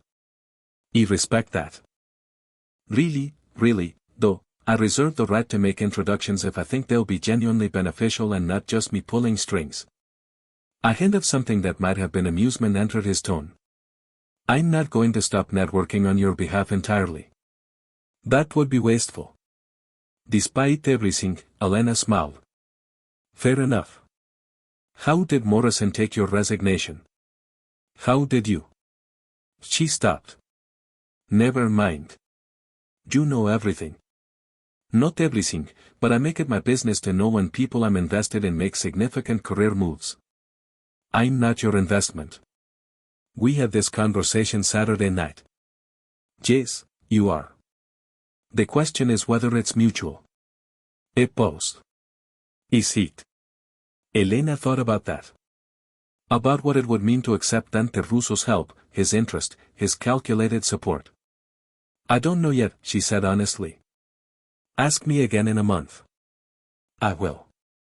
She could hear the smile in his voice. Good luck with your interview Thursday. Margaret Lawson runs a solid organization. Do they be good there? How do you know about Thursday? I told you. I make it my business to know. I hung up before she could respond. Elena lowered the phone and looked at Mia, who was watching her with raised eyebrows. So, her sister said, that was interesting. It's insufferable. It's invested in you. Same thing. Mia threw a fortune cookie at her. You like him. You don't even know him. You like that he sees you. That's not the same as liking him, but it's something. Mia cracked open her own fortune cookie. Also, he's clearly into you. Is not. Elena stopped. That's ridiculous, is it? Powerful man. Orchestrate this entire evening to resurrect your career. Offers ongoing support. Calls you by your first name. Tracks your interview schedule. Mia read her fortune made a face. Todos te desean. That's either professional interest or personal interest. And I'm betting it's both. You're reading too much into this. And you're not reading enough. Mia stood up, started gathering the takeout containers. But whatever, you've got bigger things to worry about, like Thursday's interview and not having a panic attack about quitting your job. She was right. Elena had 2 weeks to finish at Morrison & Hale, prepare for her interview with Margaret Lawson, set up the call with Dr. Reyes, and figure out what the hell she was going to do with the rest of her life. The next 2 days passed in a blur. Elena worked her notice period with quiet efficiency, ignoring the stares and whispers that followed her through the office. Vanessa avoided her entirely, which was fine. Perfect, actually. Marcus kept stopping by her desk to check in, make sure she was okay. Other people, associates she'd barely spoken to in 3 years, suddenly wanted to talk to her, ask her about the gala, about her background, about what she was doing next. Elena kept her answers polite and vague. She didn't owe them explanations. Tuesday morning, she had her call with Dr. Reyes. He outlined the Ecuador project, a 3-month consulting contract to help redesign a rural education initiative. Good pay, meaningful work. Exactly the kind of thing she used to do. They need to start Monday, Dr. Reeves said. Is that feasible for you? Elena thought about her 2 weeks at Morrison & Hale, about her savings, about the interview Thursday. Yes, she said. That's feasible. Excellent. Ella send over the contract details. Welcome back to the field, Elena. Welcome back. The word stayed with her through the rest of Tuesday, through Wednesday's mounting pile of work as she finished projects and organized files. Through Wednesday night, when she couldn't sleep, mind spinning with possibilities and fears. Thursday morning, she stood in front of her closet again. But this time, she didn't reach for the gray dress and flat shoes. She chose a navy blue dress with clean lines, professional but not submissive, heels that added 2 pulgadas jewelry that was simple but deliberate. The armor of someone who knew her worth. Mia stopped by at noon to take pictures and give her a pep talk. You're going to walk in there and they're going to realize they'd be idiots not to hire you, her sister said firmly. And if they don't, they're idiots and you move on to the next opportunity. But they won't be idiots because you're brilliant and they need you more than you need them. Elena hugged her. Thank you. Go get it. The International Development Council offices were in a newer building downtown, all glass and steel in open spaces. Elena checked in at reception, was directed to a conference room on the 3rd floor. Margaret Lawson met her at the door with a warm smile. Elena, wonderful to see you again. Come in, meet the team. The next 2 hours were intense. Margaret walked her through the organization's structure, their current projects, their challenges and goals, introduced her to the program coordinators, the financial director, the field operations manager. They asked Elena about her experience, her approach to program design, her philosophy on community engagement and sustainable development. And Elena answered, not with the careful, measured responses she'd given at Morrison & Hale interviews, but with the confidence of someone who'd actually done this work, who knew what worked and what didn't, who had stories and experience and hard-won knowledge. She could feel the shift in the room. The way people leaned forward when she talked, the way they asked follow-up questions, engaged with her ideas, treated her like a colleague instead of a candidate. This was what it felt like to be valued. At the end of the interview, Margaret walked her back to the elevator. That was impressive, she said. The team was very enthusiastic. You have one more candidate to interview tomorrow, but between you and me, she smiled. I think we found our director. Elena's heart jumped. Really? Really? Expect the call early next week. We discuss salary, benefits, start date, but yes, I want you on this team. They shook hands. Elena stepped into the elevator feeling like she was floating. She made it to the ground floor before she started crying. Used a little, just enough to smudge her mascara and make her laugh at herself. Outside, she pulled out her phone, started to call Mia, then stopped. She scrolled to Dante's number instead, hit call. He answered immediately. How did it go? She wants to hire me, pending one more interview, but she basically said the job is mine. Congratulations. He sounded genuinely pleased. When do you start? She'll call next week with details, but probably early May. Good timing. Gives you a few weeks to decompress and prepare. A pause. How do you feel? Terrified. Excited. Like I might throw up. Dante laughed. It was a good sound. Warm. Real. That's how you know it matters. Yeah. Elena wiped her eyes. Thank you. I know you said you'd stop helping, but thank you for Saturday night, for putting me at that table. I wouldn't have this without you. You would have eventually. You're too good not to be recognized. His voice softened slightly. He just accelerated the timeline. Still, thank you. You're welcome. Now go celebrate. You earned this. He hung up. Elena stood on the sidewalk, phone in hand, feeling something close to happy for the first time in years. She called Mia, told her everything. Her sister screamed so loud, Elena had to pull the phone away from her ear. We're celebrating tonight, Mia declared. Fancy dinner. My treat. You just landed a real job doing real work that actually matters. That deserves champagne and overpriced pasta. They went to a restaurant they couldn't quite afford, ordered wine they definitely couldn't afford, and spent 3 hours laughing and planning and imagining what Elena's life was about to become. Walking home that night slightly buzzed and completely happy, Elena felt like she'd finally stepped back into herself. The person she used to be before Morrison and Hale, before the quiet erosion of self-worth, before she'd learned to disappear. That person was still here, had always been here. She'd just forgotten for a while. Her phone buzzed. A text from an unknown number. So the news about your new position. Congratulations. You deserve every success. VH. Elena stared at the message. Vanessa Hall, texting her, congratulations. It was probably killing her to do it, but she'd done it anyway. Elena tacked back, thank you. Sort, professional, done. She deleted the thread and kept walking. 2 weeks later, on her last day at Morrison and Hale, Elena cleaned out her desk with no fanfare, no party, no tearful goodbyes, just Marcus helping her carry boxes to her car and giving her a hug that lasted a little too long. Don't be a stranger, he said.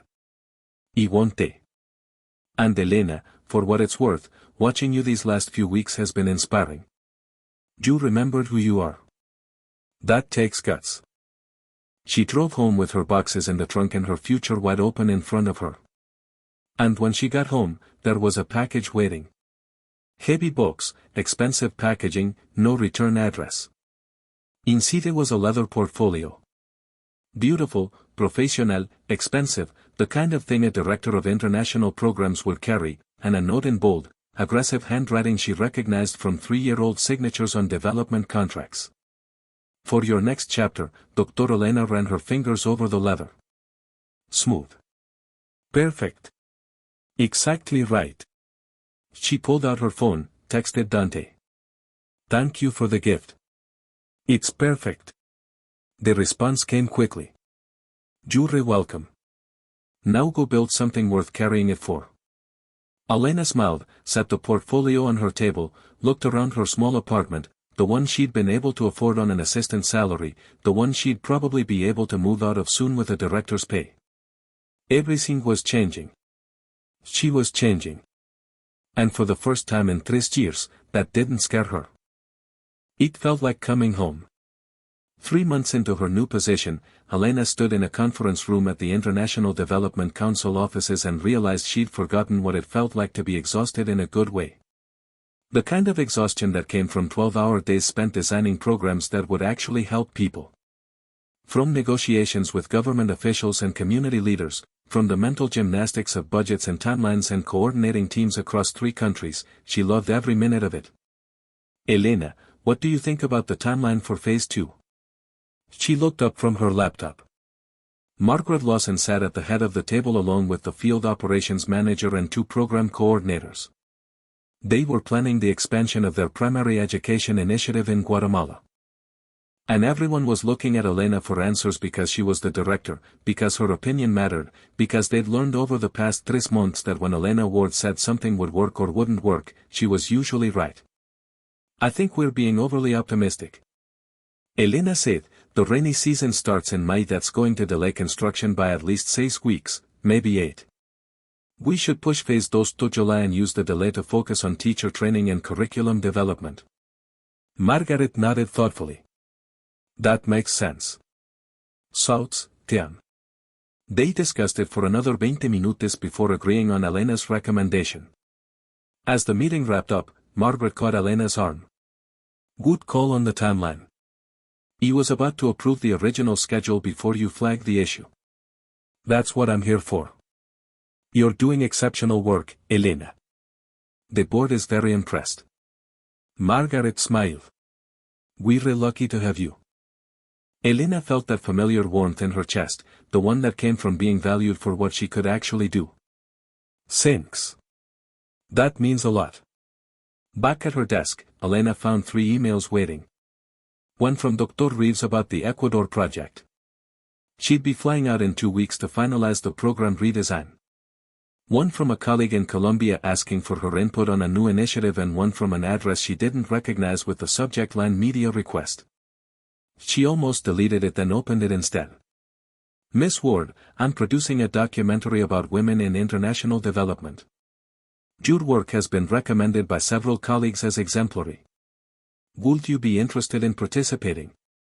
Brief interview discussing your approach and philosophy. Let me know. Sarah Chin, Frontline Productions. Elena stared at the email. A documentary about her work. 6 months ago, she'd been invisible. Now people wanted to interview her. It still felt surreal sometimes. Her phone buzzed. A text from Mia. Dinner tonight. I have news. Elena smiled and typed back. Your place or mine? Mine. 700 p.m. bring wine. The rest of the afternoon passed in a blur of emails and project updates. At 6, Elena packed up her new leather portfolio, the one Dante had sent her, which she used every day, and headed out. The commute to Mia's studio apartment took 40 minutos. Her sister answered the door with a grin that could only mean trouble. Okay, what's the news? Is this what having an actual career feels like? Being exhausted but satisfied. I think so, though I wouldn't know.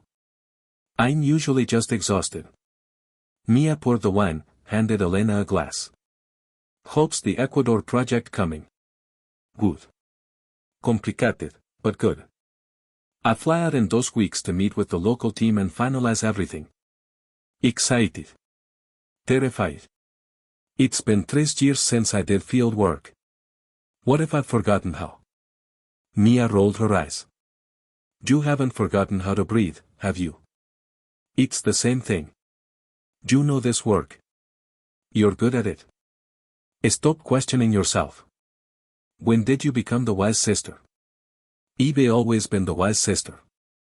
You just finally started listening. Mia took a sip of wine.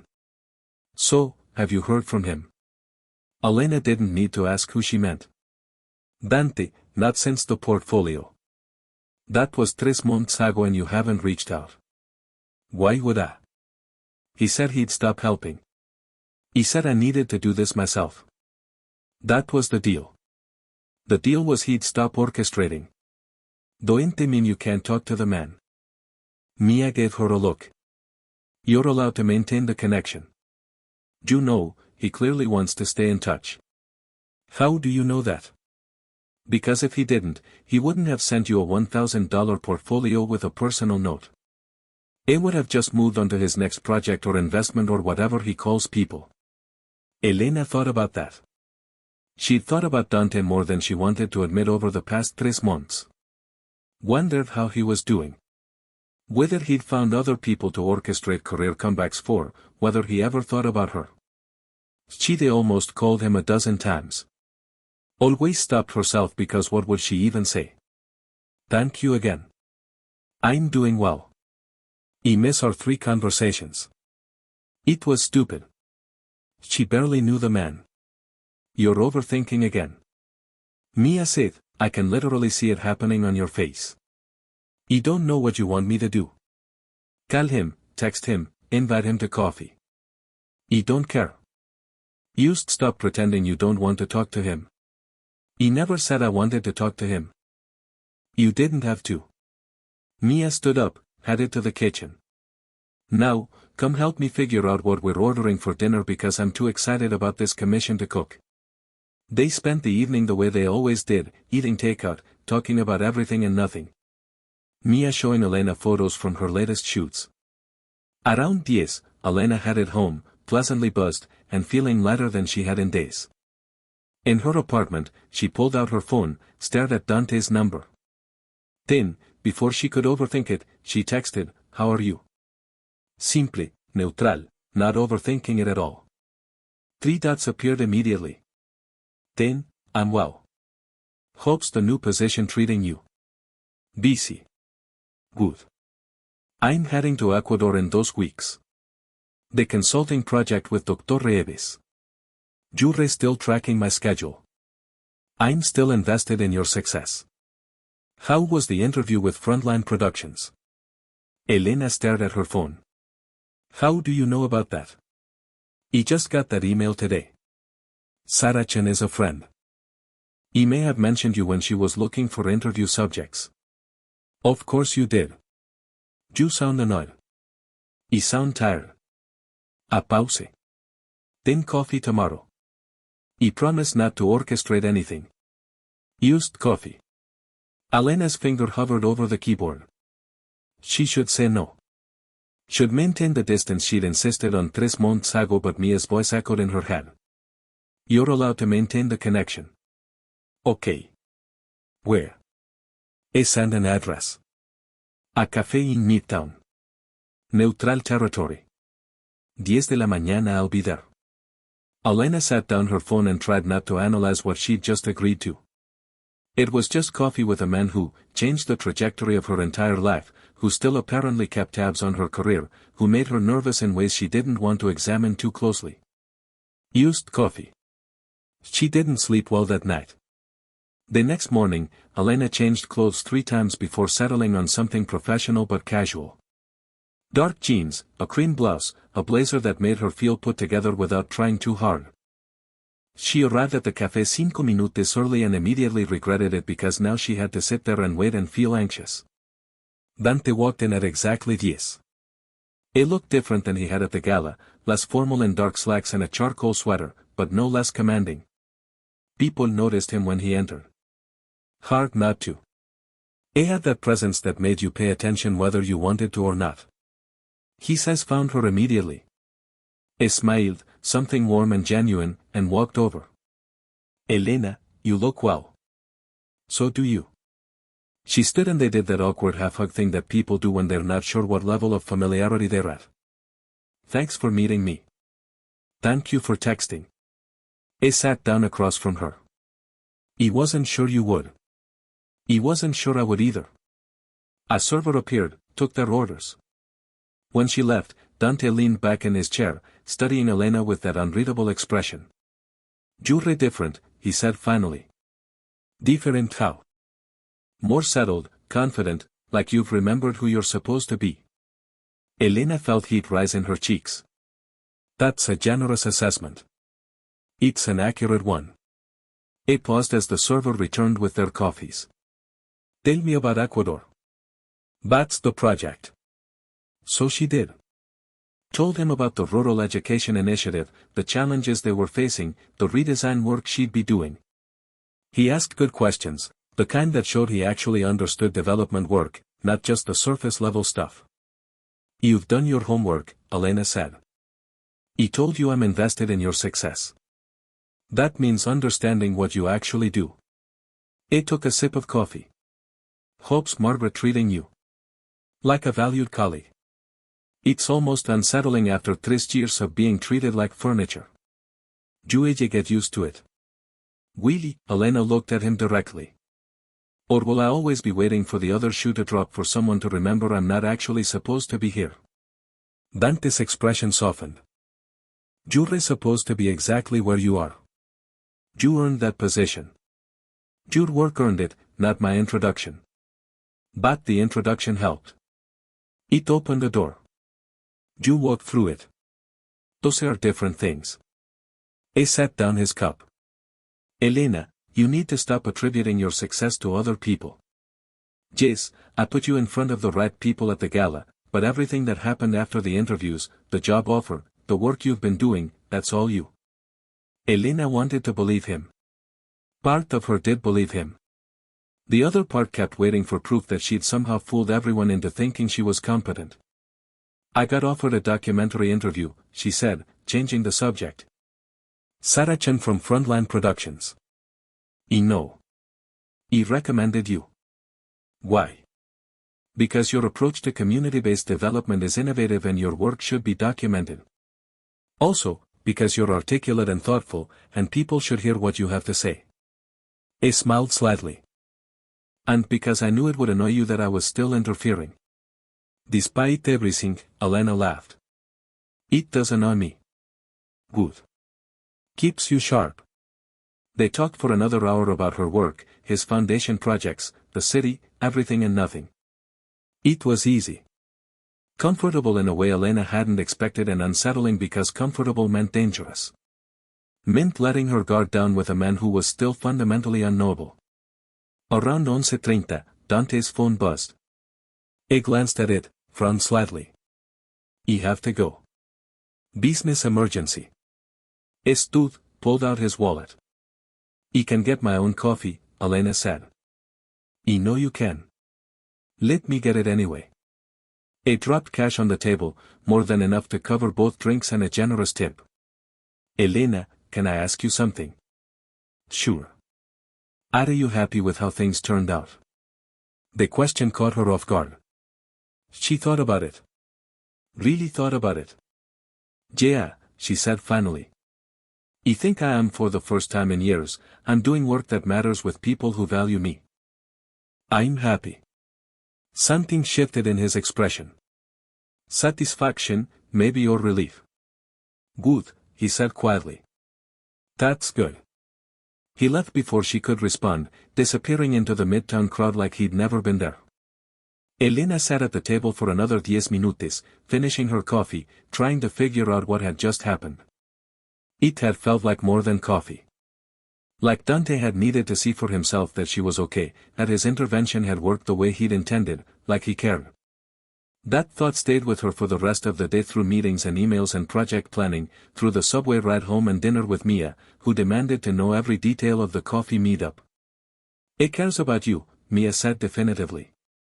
That's not professional interest. That's personal. You don't know that. I absolutely know that. Men don't orchestrate career comebacks for women they're not interested in. And they definitely don't keep tabs on their schedules and recommend them for documentary interviews. Maybe he does this for everyone. Maybe this is just how he operates. Mia gave her a look that clearly said she thought Elena was an idiot. Fine. Believe whatever you want, but when he eventually makes a move, don't act surprised. Elena didn't think Dante Russo would make a move. He was too controlled for that, too calculated. But part of her wondered what she'd do if he did. The next 2 weeks passed quickly. Elena finalized her Ecuador preparations, did the documentary interview with Saracen, which went better than expected, and tried not to think about Dante Russo more than was reasonable. She failed at that last part. He texted her occasionally, nothing substantial, just checking in, asking how prep was going, sending her an article he thought she'd find interesting about education policy. Small touches, maintaining the connection without pushing. It drove her crazy. The night before her flight to Ecuador, Elena was packing when her phone rang. Unknown number. She almost didn't answer, then did. Miss Ward, this is Detective Sarah Martinez with the Metro Police Department. I'm calling because your name came up in connection with an investigation we're conducting into Russo development operations from 3 to 4 years ago. Elena's blood went cold. What kind of investigation?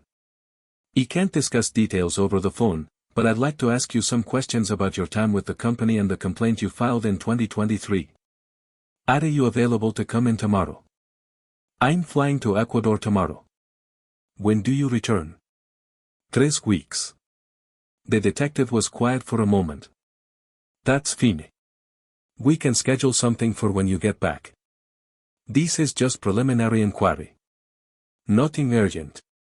They set a date for mid-June. When Elena hung up, her hands were shaking. She called Dante immediately. He answered on the first ring. Elena, what's wrong? He just got a call from a police detective about Russo development, about the complaint I filed 3 years ago. The words tumbled out too fast. They want to interview me when I get back from Ecuador. What the hell is going on? Dante swore. Quietly, but with enough vehemence that Elena knew this was bad. Ella call you back in 10 minutos, he said. Don't talk to anyone else. He hung up. Elena sat on her bed surrounded by half-packed suitcases trying to breathe normally. They're interviewing everyone who worked there, everyone who filed complaints, everyone who might have information. Am I in trouble? No, you're a witness. You did everything right 3 years ago. But Elena, his voice got harder. They're going to ask you about me. You tell the truth.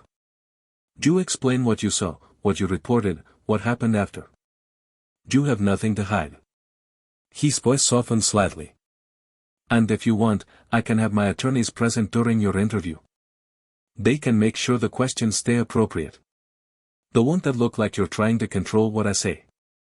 Probably. But I'd rather look controlling than let you walk into an interrogation without support. Elena thought about that, about what it would mean to accept his help again. About whether she could trust him when the stakes were this high. Let me think about it. She said, I need to process this. Okay, but Elena, whatever you decide, I want you to know something. He would never ask you to lie for me. If they ask if I knew about the financial crimes, you tell them the truth. He didn't. But if you have any doubts about that, any concerns, you say so. He won't hold it against you. Why would you say that? Because your integrity is worth more than my reputation. And because I meant what I said 3 months ago. You're not my investment to control. You're your own person. Act like it. He hung up before she could respond. Elena sat there for a long time, phone in hand, trying to sort through the mess of emotions tangling in her chest. Fear, anger, confusion, and underneath it all something that felt uncomfortably like trust. She finished packing mechanically, tried to sleep, failed. At 4 pulgadas the morning, she texted Mia. Police called investigation into Russo development. They want to interview me when I get back. The response came immediately. What? Are you okay? I don't know. I'm scared. Do you need me to come over? No. I'm leaving for the airport in 3 hours. Just needed to tell someone. Does Dante know? Yeah. He offered to have his lawyers present during my interview. Are you going to accept? Elena stared at the question. I don't know. Do you trust him? That was the real question, wasn't it? Did she trust Dante Russo? A man she barely knew. A man whose intervention had changed her life. A man who'd admitted he'd failed to see criminal activity in his own company. I think so, she typed finally. I think I do. Then trust your gut. And Elena, be careful. Men with power are complicated. I know. I love you. Call me when you land. I will. Elena sat down her phone and watched the sky slowly lighten outside her window. In a few hours, she'd be on a plane to Ecuador. To work, she loved to the career she'd fought to reclaim. And in 3 weeks, she'd come back to a police investigation that could blow up everything. The universe had a twisted sense of humor.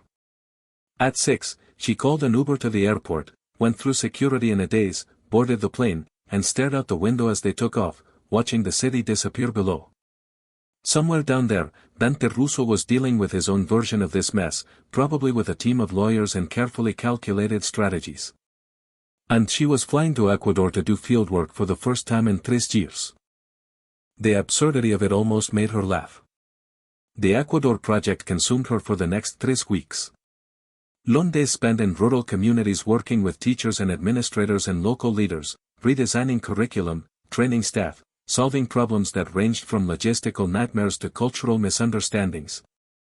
It was hard, exhausting, sometimes frustrating, and it reminded Elena why she'd gotten into this work in the first place. There was something about watching a teacher's face light up when they understood a new pedagogical approach. About seeing kids engage with material that actually connected to their lives, about building something that would last beyond her presence. This mattered. This was real. The investigation waiting for her back home felt distant, abstract, like something happening to someone else.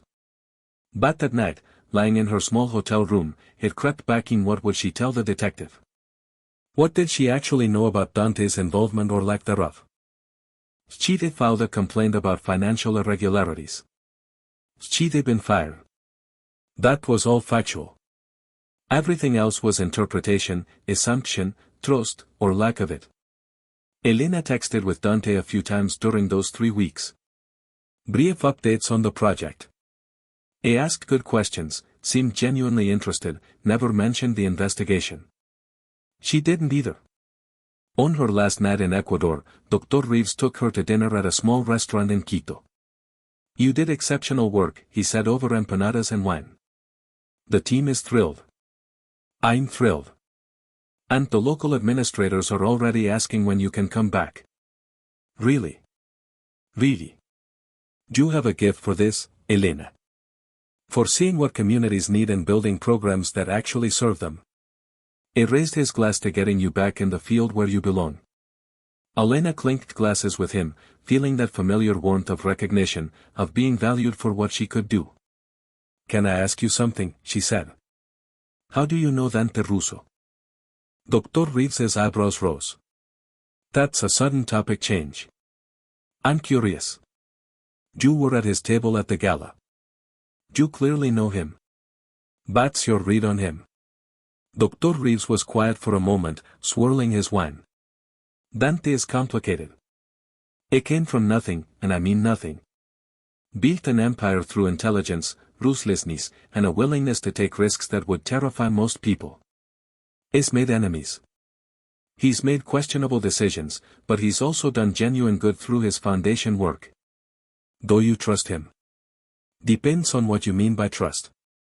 Would I trust him with my money? Yes. Would I trust him to keep his word on a business deal? Yes. Would I trust him with secrets that could destroy me? Dr. Reeves smiled slightly. That's a different question. What would you answer? I'd answer that Dante Russo is loyal to the people he values. And when he values someone, he protects them. Sometimes in ways they don't ask for, sometimes in ways that cross lines. He looked at Elena directly. Why are you asking? There is a police investigation into Russo development from when I worked there. They want to interview me. Understanding flickered across Dr. Reeves's face about the complaint you filed. Do you know about that? Dante told me when he asked me to look for your contact information 3 months before the gala. He explained what had happened, what his cousin had done, how you'd paid the price for doing the right thing. Dr. Reeves set down his glass. That's why he invited you to the gala. You know, not just guilt, but recognition. He saw what it cost you to have integrity. He wanted to give you back what was taken. And now I might have to testify about whether he knew his cousin was stealing. Dice. Elena thought about that. About Dante's anger when he'd explained what had happened, about the cousin serving 8 years in federal prison. About everything she'd seen in the past 4 months. No, she said, I don't think he did. Then tell them that. Tell them the truth. That's all you can do. They finished dinner. Elena flew home the next day, exhausted and wired and dreading what came next. Mia picked her up from the airport with coffee and a hug. You look like hell, her sister said affectionately. I feel like hell, but I also feel good. Is that possible? Totally possible. That's called doing meaningful work. Mia grabbed one of Elena's bags. So, interview with the cops is tomorrow, right? Yeah. At 10 de la mañana did you decide about Dante's lawyers? Elena had thought about it for 3 weeks. I'd gone back and forth a dozen times. No lawyers, she said finally. I'm going to tell them what I know. I don't need representation for that. Mia nodded. Okay, but I'm coming with you. You're not doing this alone. You don't have to. I'm coming. Don't argue. They drove to Elena's apartment in comfortable silence. That night, Elena tried to prepare for the interview, went over what she remembered from 3 years ago, what she'd seen, what she'd reported, what happened after. The facts were simple, her interpretation was clear, but she still couldn't sleep. The next morning, Mia showed up at 8 with bagels and determination. They took the subway to the precinct together, Mia maintaining a steady stream of chatter that Elena was grateful for, even if she couldn't quite focus on it. Detective Martinez was waiting for them in an interview room. Middle-aged woman with sharp eyes and a no-nonsense demeanor. Miss Ward, thank you for coming in. Who's this? My sister Mia. She's here for support. That's fine. She need to wait outside during the interview, but she can be nearby. Martinez gestured to a chair. Please sit. This shouldn't take long. We just have some questions about your time at Russo Development. Elena sat. Mia squeezed her shoulder once before leaving the room. Martinez pulled out a file folder. Let's start with when you were hired and what your position was. For the next 90 minutes, Elena answered questions, described what she'd seen in the filing systems, explained the discrepancies that had caught her attention, walked through the process of filing her complaint and what happened after. And Dante Russo, Martinez said, did you ever interact with him during your employment? No, I never met him, never spoke to him. He was too low in the hierarchy. Did anyone ever mention that he was aware of the financial irregularities? No, the opposite. Actually, when I was let go, my supervisor said it was restructuring. Nothing about Mr. Russo being involved in any decisions. You filed your complaint through the company's internal reporting system. Do you know if it ever reached Dante Russo? I didn't at the time, but he told me later that his cousin intercepted it, that he didn't see my complaint until 6 months after I was gone. Martinez's eyebrows rose. He told you this when? At his gala 4 months ago, he invited me because he'd finally found out what happened and wanted to apologize, I guess, for his company's failure to protect me. Interesting. Martinez made notes and you believed him that he didn't know. Elena thought about that, about every interaction she'd had with Dante, about the anger in his voice when he talked about his cousin, about the way he'd orchestrated her comeback, not for his benefit, but for hers. Yes, she said. He believed him. Why? Because if he'd known, he would have stopped it. That's who he is. He controls everything in his world. He doesn't tolerate people stealing from him or undermining his operations. If he'd known his cousin was skimming $3 million, he would have dealt with it immediately. Martinez studied her face. You seem very certain of that for someone who never interacted with him during your employment. You've gotten to know him since then. He's complicated, but he's not a liar about things that matter to him. And his company's integrity matters to him. More questions, more details. Martinez pushed on timeline inconsistencies, on exactly who Elena had reported to, on whether she'd ever seen evidence that higher-level executives knew what was happening. Elena answered everything honestly, said when she didn't know or couldn't remember. Finally, Martinez closed her folder. Okay, I think that's everything we need for now. We may follow up if we have additional questions. Am I in any trouble? No, you did exactly what you were supposed to do 3 years ago. You're a witness, nothing more. Martinez stood. Thank you for your time, Miss Ward. Elena walked out of the interview room on shaky legs. Mia jumped up from the waiting area bench. How bad? Not bad, I think. You don't know. Elena headed for the exit, needing air and space. He told them the truth. That's all I could do. Outside. She pulled out her phone, texted Dante. Just finished with the detective. He told them what I know. That you weren't involved. That I believe you didn't know what your cousin was doing. The response came within seconds. Thank you. Are you okay? He will be. Need to process. If you need anything, call me. Elena stared at that message at the easy offer of support from a man who had every reason to be worried about what she'd told the police. But instead was asking if she was okay. You like him, Mia said, reading over her shoulder. Don't start. I'm not starting. I'm observing. You like him. He clearly likes you. At some point, one of you is going to have to do something about that. There is nothing to do. Elena gestured vaguely. Him and I'm me. We exist in completely different worlds. You existed in different worlds 4 months ago. Now you're both doing international development work and attending the same events and texting each other about police investigations. The worlds aren't that different anymore. Elena wanted to argue, couldn't find the words because Mia was right. Somewhere over the past 4 months, the distance between Elena's world and Dante's had collapsed. She was no longer the invisible assistant. It was no longer the untouchable CEO. They were just two people who kept finding reasons to stay in each other's orbits. And that was terrifying because Elena knew what happened to people in Dante Russo's orbit. They got pulled in, became part of his plans, lost autonomy even as they gained opportunity. She'd fought too hard to reclaim her independence to lose it now. But walking away felt impossible, though. Let's go home, she said to Mia. I need to sleep for about 12 hours. Deal. But this conversation isn't over. It wasn't. Elena knew it wasn't. But for now, she was too tired to think about Dante Russo and what he meant to her life and what she wanted from whatever this was between them. For now, she just needed to rest.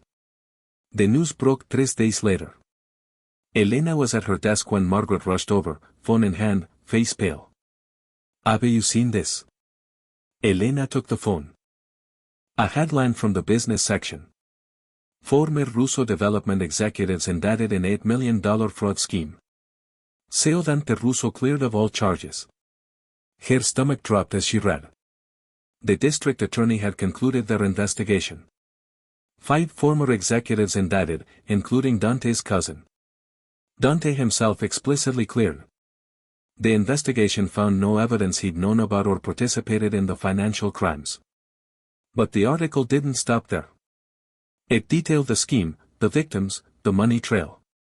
And buried in the 5th paragraph, a single line that made Elena's blood run cold. The fraud was initially discovered through an internal complaint filed by a junior employee who was subsequently terminated. They didn't use her name, but they didn't need to. That's you, isn't it? Margaret said quietly. Elena couldn't speak, just nodded. I'm so sorry. Are you okay? Was she? Elena wasn't sure. The vindication felt hollow. Yes, she'd been right. Yes, her complaint had led to justice, but it had taken 3 years, cost her career, and now it was public knowledge that she'd been the whistleblower who got fired for doing the right thing. I need a minute, Elena managed. She grabbed her phone and headed for the bathroom, locked herself in a stall, and tried to breathe through the panic clawing at her throat. Her phone buzzed. Dante, I just saw the article. I'm sorry they included details about the internal complaint. My lawyers are looking into whether they can get a retraction on that paragraph. Elena typed back with shaking hands. Don't. It's the truth. I'm just trying to process. Can I call you? Not yet. I need time. She sat there for 15 minutes before pulling herself together and heading back to her desk. People were trying not to stare. Falling. Marcus had sent her a message. Holy, you okay? Even Vanessa had texted, saw the news. For what it's worth, you were right all along. Sorry I didn't see it. Elena didn't respond to any of them. Just put her head down and worked until Margaret gently suggested she take the rest of the day off. You've been through enough, her boss said kindly. Go home, process. Come back when you're ready. Elena didn't argue. Grabbed her things and left. Outside, the afternoon sun was too bright, the city too loud. She walked without direction, trying to sort through the tangle of emotions. Relief that it was over, anger that it had taken so long, grief for the 3 years she'd lost. Pity that she'd been right to report it, and underneath everything else, a strange aching exhaustion. Her phone rang. Dante again. This time she answered. Are you somewhere safe? He asked immediately. I'm walking downtown. I don't know where I'm going. Give me your location. I'll send a car. I don't need Elena. Please let me help. Something in his voice made her stop fighting. She sent him her location and stood on the corner watching traffic pass until a black car pulled up 10 minutes later. The driver opened the door. Miss Ward. Mr. Russo asked me to take you wherever you want to go. I don't know where I want to go. Mr. Russo suggested his office. If you're willing, he'd like to talk to you, but if you'd prefer to go home or anywhere else, I can take you there. Elena should have said home. Should have maintained distance and independence. Instead, she said his office is fine. The drive took 20 minutes. Russo Foundation headquarters was in a newer building with too much glass and marble. The receptionist was expecting her led her to a private elevator that required a key card to access the top floor. Dante's office was exactly what she'd expected. Sleek, modern, expensive, floor-to-ceiling windows overlooking the city, minimalist furniture that probably cost more than her monthly salary. And Dante himself standing by the windows with his phone pressed to his ear. He looked up when she entered, said something brief into the phone, and hung up. Thank you for coming. A gesture to the sitting area, leather couches, a low table. Can I get you anything? Water, coffee. I'm fine, they sat. The silence stretched between them, heavy with things unsaid. I'm sorry, Dante said finally. About the article, about your name being dragged back into this. I tried to keep the complaint details confidential, but it's public record. Anyone digging through the investigation would find it. Elena looked at him directly. Did you know they'd publish those details? No. If I had, I would have warned you. Would you have tried to stop it? Yes. Not because I have anything to hide, but because you deserve privacy. You've already paid enough for doing the right thing. Elena believed him. That was the strange part. After everything, she actually believed him. It's over now, she said. The investigation, the indictments. Your name is cleared. My complaint is vindicated. Everyone gets closure. Do you have closure? The question landed harder than it should have. Did she? Elena looked out the windows at the city spreading below. Thought about the past 6 months, the gala, the job interviews, Ecuador, the police investigation, the whirlwind transformation from invisible assistant to recognized professional. I don't know. She admitted. I thought I would, but seeing it all laid out in black and white, reading about how I was subsequently terminated for filing a complaint, it just brings back how powerless I felt. How small. You were never small. They just made you feel that way. That's easy to say now, but for 3 years, I believed it. I let Morrison and Hale treat me like furniture because some part of me thought that's all I deserved. She met his eyes. Do you know what that does to a person? To spend years convincing yourself you're less than you are. Yes. The single word was quiet, but it carried weight. Invitó. Elena waited. Dante was quiet for a long moment, looking out at the city. He grew up with nothing, he said finally. Wrong side of town, absent father, mother who worked 3 jobs and still couldn't make rent. He was 14 the first time I realized people like me weren't supposed to make it. That the world was designed to keep us exactly where we were. I turned to look at her. So, I became ruthless. I fought and clawed and did things I'm not proud of to build something from nothing. And somewhere along the way, I convinced myself that power was the only thing that mattered. That if I controlled enough, owned enough, commanded enough respect, I'd never feel powerless again. Did it work? Elena asked. No, because power doesn't make you whole. It just makes you isolated. I smiled without humor. You can control everything in your world and still feel small, and that doing the right thing when it costs you everything is worth more than building empires on compromise. He stood up, walked to his desk, pulled out a folder. The foundation is expanding our international development programs. We're looking for a director to oversee everything. Program design, partnerships, funding allocation. I want it to be you. Elena's breath caught. What? You're exactly what we need. Experience, vision, integrity. The board approved it yesterday, pending your acceptance, of course. I handed her the folder. Elena opened it with numb fingers. Inside was a job offer. Director of International Development, Russo Foundation. The salary made her head spin, more than double what she made at the council. Full benefits, travel budget, autonomy over program decisions. It was everything she could have wanted, and she couldn't accept it. No, Elena said, closing the folder. Dante's expression didn't change. Why not? Because this isn't about me being qualified. This is about you still trying to fix what happened 3 years ago, still trying to orchestrate my life. She set the folder on the table between them. I don't need you to save me, Dante. I'm not a project to be managed or a debt to be paid. I know that. Do you? Because from where I'm sitting, this feels like another chess move. Put Elena in a position where she's dependent on you, where her success is tied to your foundation, where she owes you. That's not. He stopped, ran a hand through his hair. That's not what this is. Then what is it?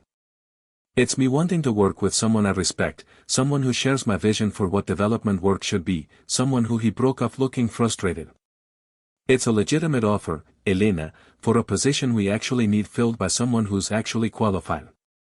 Someone you're clearly attracted to. The words hung in the air between them. Dante went very still. What makes you say that? Please, you've been tracking my career for 6 months, sending gifts, making sure I have everything I need. That's not professional interest. That's personal. And if it is, his voice was quiet, controlled. If I'm attracted to you, does that invalidate the job offer? Does that mean you're not qualified? It complicates things. Life is complicated, Elena. You of all people should know that by now. He moved closer and Elena felt her heartbeat kick up. I won't lie to you, Dante said. Yes, I'm attracted to you. I have been since that night at the gala when you walked into a room designed to humiliate you and refused to be small. When you sat at my table and held your own with ambassadors and directors, when you looked at me like you could see past the power to whatever was underneath. Dante, but that doesn't change the fact that you're brilliant at this work. That the foundation needs someone with your skills. That this offer is legitimate regardless of how I feel about you personally. He stopped an arm's length away. So, the question isn't whether I'm attracted to you. The question is whether you can separate your professional value from my personal interest. Elena's hands were shaking. He spent 3 years being valued for the wrong reasons or not valued at all. He can't go back to that. He can't accept a position wondering if it's because I earned it or because the person hiring me has feelings. Then don't accept it. Turn it down. Build your career somewhere else. His has never left hers. But be honest about why you're turning it down. Is it because you genuinely don't want the position or because you're afraid of what might happen if you let yourself want something that involves me? The truth hit Elena like a physical blow. She was afraid. Terrified actually. Not of Dante. Not even of the job, but of wanting something this badly, of letting herself have it, of trusting that she deserved it. I don't know how to do this, she said quietly. How to accept help without feeling like I'm losing myself. How to trust that I'm valued for the right reasons. You learn. Dante's voice was gentle. Now you practice. You take risks. You let yourself be seen and valued, and you trust that the people who matter will value you for the right reasons. And if they don't, then you walk away like you walked away from Morrison and Hale, like you've walked away from everything that tried to make you smaller than you are. Pause. But Elena, you can't spend your whole life walking away from things because they might hurt you. Eventually, you have to walk towards something. She knew he was right. Had it that he was right. I need time, she said, to think about the offer, to figure out what I actually want. Take all the time you need. The position isn't going anywhere. A step back, creating distance. And Elena, whatever you decide about the job, I'd like to keep seeing you as whatever we are, friends, colleagues, something more. That's separate from the professional offer. Is it? Can it be? I don't know, but I'd like to find out. Elena picked up the folder with the job offer. I should go process all of this. I have the car take you home. I can take the subway. I know you can. Let me do this anyway. She didn't argue, just walked to the elevator with Dante beside her, rode down in silence, got into the waiting car as they pulled away from the building. Elena looked back. Dante stood in front of the glass doors, hands in his pockets, watching her leave. She pulled out her phone, texted Mia. Need to talk. Emergency Sister Summit. The response was immediate. My place. 30 minutos. Y ella have one. The car dropped her at Mia's building. Her sister was waiting with an open bottle and 2 glasses. Okay, what happened? Elena told her everything. The article, Dante's office, the job offer, the admission of attraction, all of it. When she finished, Mia poured them both more wine. So, let me get this straight. Her sister said, you have a job offer that would literally be your dream position, working on international development at a major foundation, autonomy, resources, meaningful work, but you're considering turning it down because the man offering it is attracted to you and you're attracted to him, and that complicates things. Yes, Elena, that's insane. Is it? How do I know I'm getting the job? Because I'm qualified and not because Dante has feelings. Because you are qualified. Ridiculously qualified. He didn't make up your experience or your skills or your track record. Those are real. Mia leaned forward. It is what I think.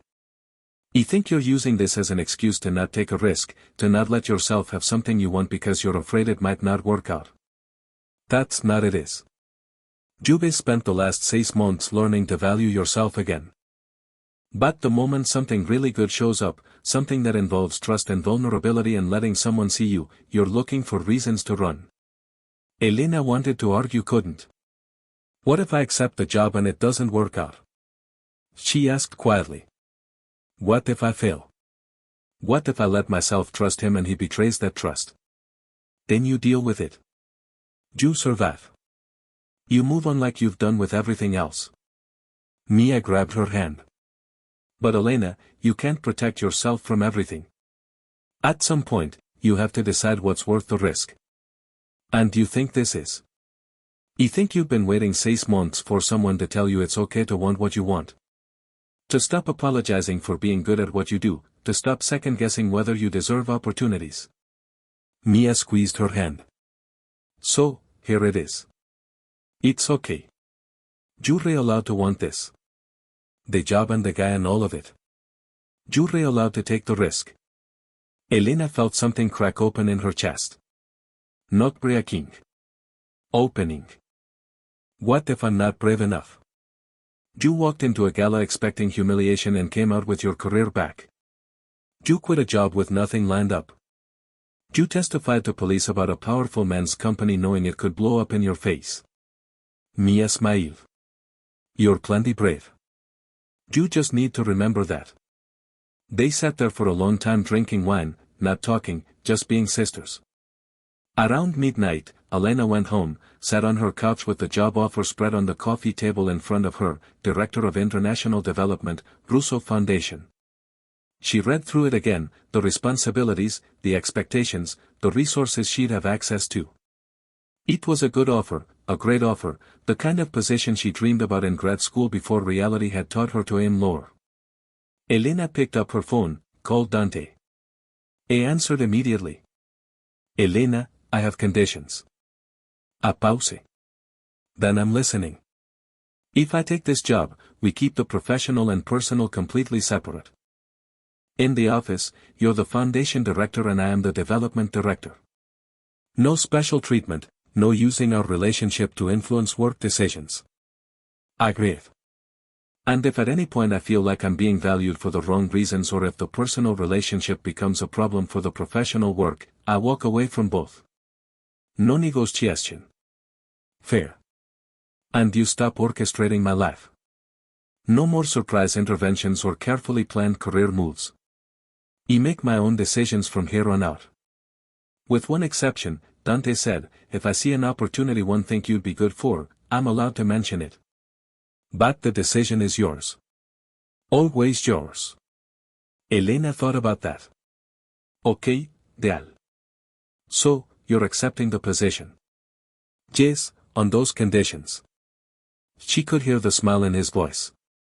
When can you start? I need to give the council notice. 2 weeks minimum, probably 3 to transition properly. So, early July. Juli works. I have HR send over the official offer and contract tomorrow. Post. Thank you for trusting me with this. Thank you for giving me the chance. And Dante, about the personal stuff. We take it slow, he said. Figure out what this is without pressure. Sound good. Sounds terrifying and necessary and right. Same thing usually. They hung up. Elena sat in her quiet apartment holding the job offer, feeling something that might have been hope or might have been terror or might have been both. She'd done it, made the leap, taken the risk. Now she just had to figure out how to not mess it up. The next 3 weeks were chaos. Elena gave notice at the council. Margaret was disappointed but understanding, even helped her prepare for the transition. She tied up projects, trained her replacement, said goodbye to colleagues who'd become friends, and she went on actual dates with Dante Russo. Coffee that turned into dinner, a walk through the park that lasted 3 hours, a museum exhibit on sustainable architecture that he'd thought she'd find interesting, and she did. They talked about everything, his childhood and hers, her work in Colombia and his foundation projects, the investigation and the indictments, and how it felt to have that chapter finally closed. They didn't talk about the future, not yet. That felt too big, too dangerous. But they talked about the present, about who they were now, about what they wanted. And slowly, carefully, Elena let herself trust it. Let herself believe she could have this, the work and the relationship and the life she thought was gone forever. It wasn't perfect. She still had moments of panic, of wondering if this was real or if she'd wake up and find it all gone. Dante still had a tendency to try to fix things before she asked him to. They had to learn how to navigate the professional and personal without crossing wires. But they tried. That was the important part. Her first day at the Russo Foundation felt like stepping into a new skin. Elena walked into the building wearing professional clothes and carrying her leather portfolio. And this time she belonged there. The development team welcomed her warmly. Dante introduced her in a staff meeting as their new director. And if anyone noticed the way he looked at her, the pride and warmth in his expression, they were professional enough not to mention it. Elena threw herself into the work, met with program managers and field coordinators, reviewed existing projects, and identified areas for improvement, started designing new initiatives. It was hard, demanding, sometimes frustrating when people resisted change or when funding didn't materialize as quickly as she wanted. But it was hers, her vision, her programs, her mark on the world. And 3 months in, when Elena presented her first major initiative to the Foundation Board, a comprehensive education program spanning 5 countries, and they approved it unanimously, she felt something click into place. This was who she was. This was what she was meant to do. Not the invisible assistant fetching coffee. Not the person made small by other people's limitations. This version, the one who designed programs and led teams and made things happen. After the board meeting, Dante caught her in the hallway. Well done, he said. professional, appropriate for the office setting, but his eyes told a different story. Thank you. Elena smiled. Your turn to buy dinner to celebrate. I was thinking something better than dinner. I glanced around to make sure they were alone. There's a foundation event next month, smaller than the gala, but still formal. I'd like you to come with me. Not as the development director, as my date. Elena's heart kicked. You want to go public? I want to stop pretending we're not together, but only if you're ready. Was she? Elena thought about what it would mean to be publicly linked to Dante Russo. The speculation, the judgment, the inevitable assumptions that she'd gotten her position through their relationship rather than merit. 6 months ago, that would have terrified her. Now, she'd proven herself. The team respected her. The board approved her programs. Her work spoke for itself. Okay, she said. I'll be your date. His smile was worth the risk. The event was everything the gala had been, but different. Elena walked in on Dante's arm, wearing a dress Mia had helped her pick out, and this time she wasn't afraid. People noticed, of course, whispered, and speculated, but Elena didn't care. She introduced herself to the people she didn't know, had real conversations with the ones she did, and when someone inevitably asked how she and Dante had met, she told the truth. I used to work for one of his companies. Filed a complaint that probably saved him millions of dollars. Got fired for it. He tracked me down 3 years later to apologize and helped me rebuild my career. She smiled. We've been figuring it out from there. The honesty disarmed people, made them curious rather than judgmental. And through it all, Dante stayed beside her, not orchestrating or controlling, just present, supportive, equal. Late in the evening, they found themselves on a balcony. Different venue, same city, same feeling of standing on the edge of something significant. You did it, Dante said quietly. Did what? Become exactly who you were supposed to be without apologizing, without making yourself smaller. Elena looked at him, really looked at him, saw past the power and the control to the man underneath, the one who'd come from nothing and built everything, who'd made mistakes and tried to fix them, who'd seen her at her lowest and refused to let her stay there. We both did, she said. You stopped trying to control everything. Started trusting people to handle their own lives. You made that necessary. Hard to control someone who refuses to be managed. Good. You needed that. Dante laughed. Pulled her closer. I did. Still do. You keep me honest. Someone has to. I kissed her then soft and careful and full of promise. When they pulled apart, Elena said, this is working, isn't it? The job and the relationship and all of it. It is. We're making it work. I brushed a strand of hair from her face. Not because it's easy, but because it matters enough to fight for. That was the truth of it. Elena realized nothing about this had been easy. Not reclaiming her career, not learning to trust herself again, not letting Dante Russo into her life in all his complicated orchestrating genuine glory. But it mattered. All of it mattered, and that made it worth the risk.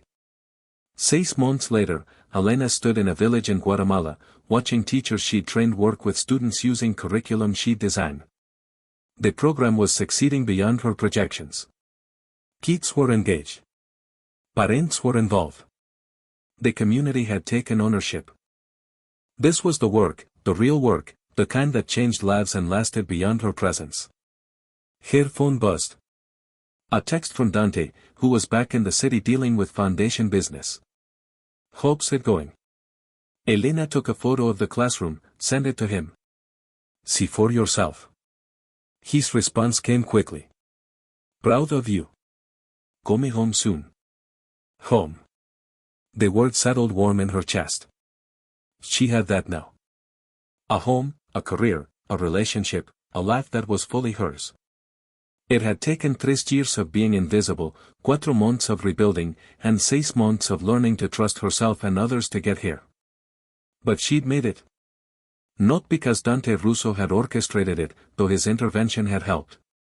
Not because people finally recognized her worth, though that recognition mattered, but because she'd decided she was worth fighting for, worth investing in, worth taking risks for. And once she'd decided that, everything else followed. Elena spent another week in Guatemala before flying home. Dante picked her up from the airport himself, which was unusual and probably against some unwritten rule about CEOs and their development directors. She didn't care. "Welcome back," he said, taking her bag. "It's good to be back." Elena fell into step beside him. "How were things while I was gone?" "Chaotic. Turns out you're irreplaceable. Flatty won't get you anywhere. Won't eat. Ismail. I was thinking dinner at your place. Y ella cook. We can catch up properly. You can't cook. I can cook exactly 3 things. Lucky for you, they're all impressive." They drove to her apartment. The new one she'd gotten after her salary increase made the old place feel cramped. Dante made pasta while Elena unpacked and told him about Guatemala, about the successes and the challenges and the next phase of the program. He listened like he always did, asked good questions, made her feel heard. They ate dinner on her small balcony, watching the city lights come on as the sun set. And somewhere between the second glass of wine and dessert, Elena realized something. She was happy. Not cautiously happy or conditionally happy, just happy, content. At peace with who she was and what she'd built. "What are you thinking about?" Dante asked, watching her face. "That I used to think happiness was something other people had. People who were born to the right families or made the right choices or never had to fight for anything." Elena sat down her wine glass. "I thought I'd missed my chance. That the 3 years I lost meant I'd always be behind. And now I think those 3 years taught me something important. That worth isn't something someone else gives you.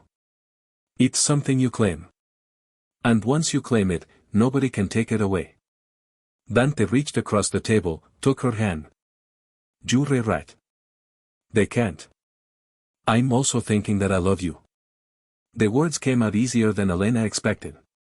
Natural. True. Dante went very still. Then he smiled and it was the most genuine expression she'd ever seen on his face. "I love you, todo," he said quietly. "I've for a while now. Was waiting for you to catch up. I'm a slow learner. You're cautious. There is a difference." He stood up, pulled her to her feet. "Dance with me. There is no music. We ella make our own." They swayed on her small balcony, the city humming below them. And Elena thought about how far she'd come. From the invisible assistant to the woman in Dante Russo's arms, from powerless to powerful, from small to exactly the right size. It hadn't been a straight line. It had been messy and hard and sometimes humiliating. But it had been worth it. Every moment of fear, every risk taken, every decision to trust herself when everyone else said she was wrong. Worth it. "What are you thinking now?" Dante asked. "That I'm exactly where I'm supposed to be with me. With myself. You're just a really excellent bonus." He laughed, kissed her. Y ella take it. They stayed on the balcony until the city lights blurred together and the air turned cool. Then they went inside and Elena fell asleep in Dante's arms, feeling something she'd almost forgotten was possible, safe, valued, seen. Not because someone else had rescued her or fixed her or made her better, but because she'd rescued herself, claimed her worth, refused to stay small. And in doing that, she'd built a life that was truly hers. 1 year after the gala that changed everything, Elena stood in the same museum ballroom. But this time, she wasn't a guest. She was a speaker. The Russo Foundation's annual event had invited her to talk about the international development program she'd built, about sustainable education models and community engagement and the future of development work. Elena looked out at the crowd, the same politicians and celebrities and business leaders who'd been here last year. So many of them probably remembered the invisible woman who'd walked in and disrupted their assumptions. Most of them probably didn't. It didn't matter anymore. She knew who she was, what she was worth, what she could do, and that was enough. "Good evening," Elena began. I want to talk to you about the power of being underestimated. She caught Dante's eye in the crowd. He was watching her with that expression she'd come to know well. Pride and warmth and love, but also recognition of an equal, a partner, someone who'd fought her own battles and won. Elena smiled and continued her speech. Told her story, not the sanitized version, but the real one. About being invisible, about finding irregularities and filing complaints and getting fired. About 3 years in the wilderness, about the gala and the comeback and the hard work of rebuilding. About learning that sometimes the people who underestimate you give you the greatest gift, the chance to prove them wrong. When she finished, the applause was thunderous. People wanted to talk to her afterward, ask questions, share their own stories of being underestimated and finding their way back. Elena listened to each one, offered what wisdom she could, reminded them what she'd had to learn herself. That worth comes from within, not from external validation. Late in the evening, when most of the crowd had dispersed, Dr. Reeves found her. Brilliant speech, he said. You've come a long way from that first conversation at the gala. Thanks to you. That introduction to Margaret Lawson changed my life. No, you changed your life. He just made an introduction. Ismail. That's the thing people don't understand about success. Nobody gives it to you. They can open doors, but you have to walk through them. And you, Elena, have walked through every door with grace and competence and integrity. After he left, Elena found herself alone on the balcony where she'd stood with Dante a year ago, where everything had shifted. Dante joined her a moment later. There you are. Used taking a minute. Big day. Big year. Elena turned to face him. Thank you for all of it. For seeing me when I'd forgotten how to see myself. He didn't do anything except remind you who you already were. You did more than that.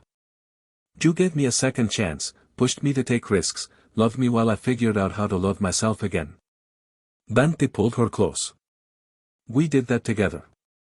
You taught me things, though. That control isn't the same as connection. That real partnership means trusting people to handle their own lives. That sometimes the strongest thing you can do is step back and let someone else lead. We're quite a pair. We are. He kissed her forehead. Ready to go home. Yeah, let's go home. They left the gala together, hand in hand, equals in every way that mattered. And as Elena looked back at the museum one last time, she thought about the woman who'd walked in here a year ago, terrified and determined and desperate to prove she was more than what they'd made her. That woman had succeeded, had reclaimed everything that was taken and built something even better. But more than that, she'd learned the most important lesson of all. That the only validation that truly matters is the kind you give yourself. That worth isn't bestowed by others. It's claimed by you. And that sometimes the journey from invisible to unforgettable starts with a single decision to stop being small. Elena had made that decision and it had changed everything. Not perfectly, not without struggle, but completely, irrevocably, honestly. And that made all the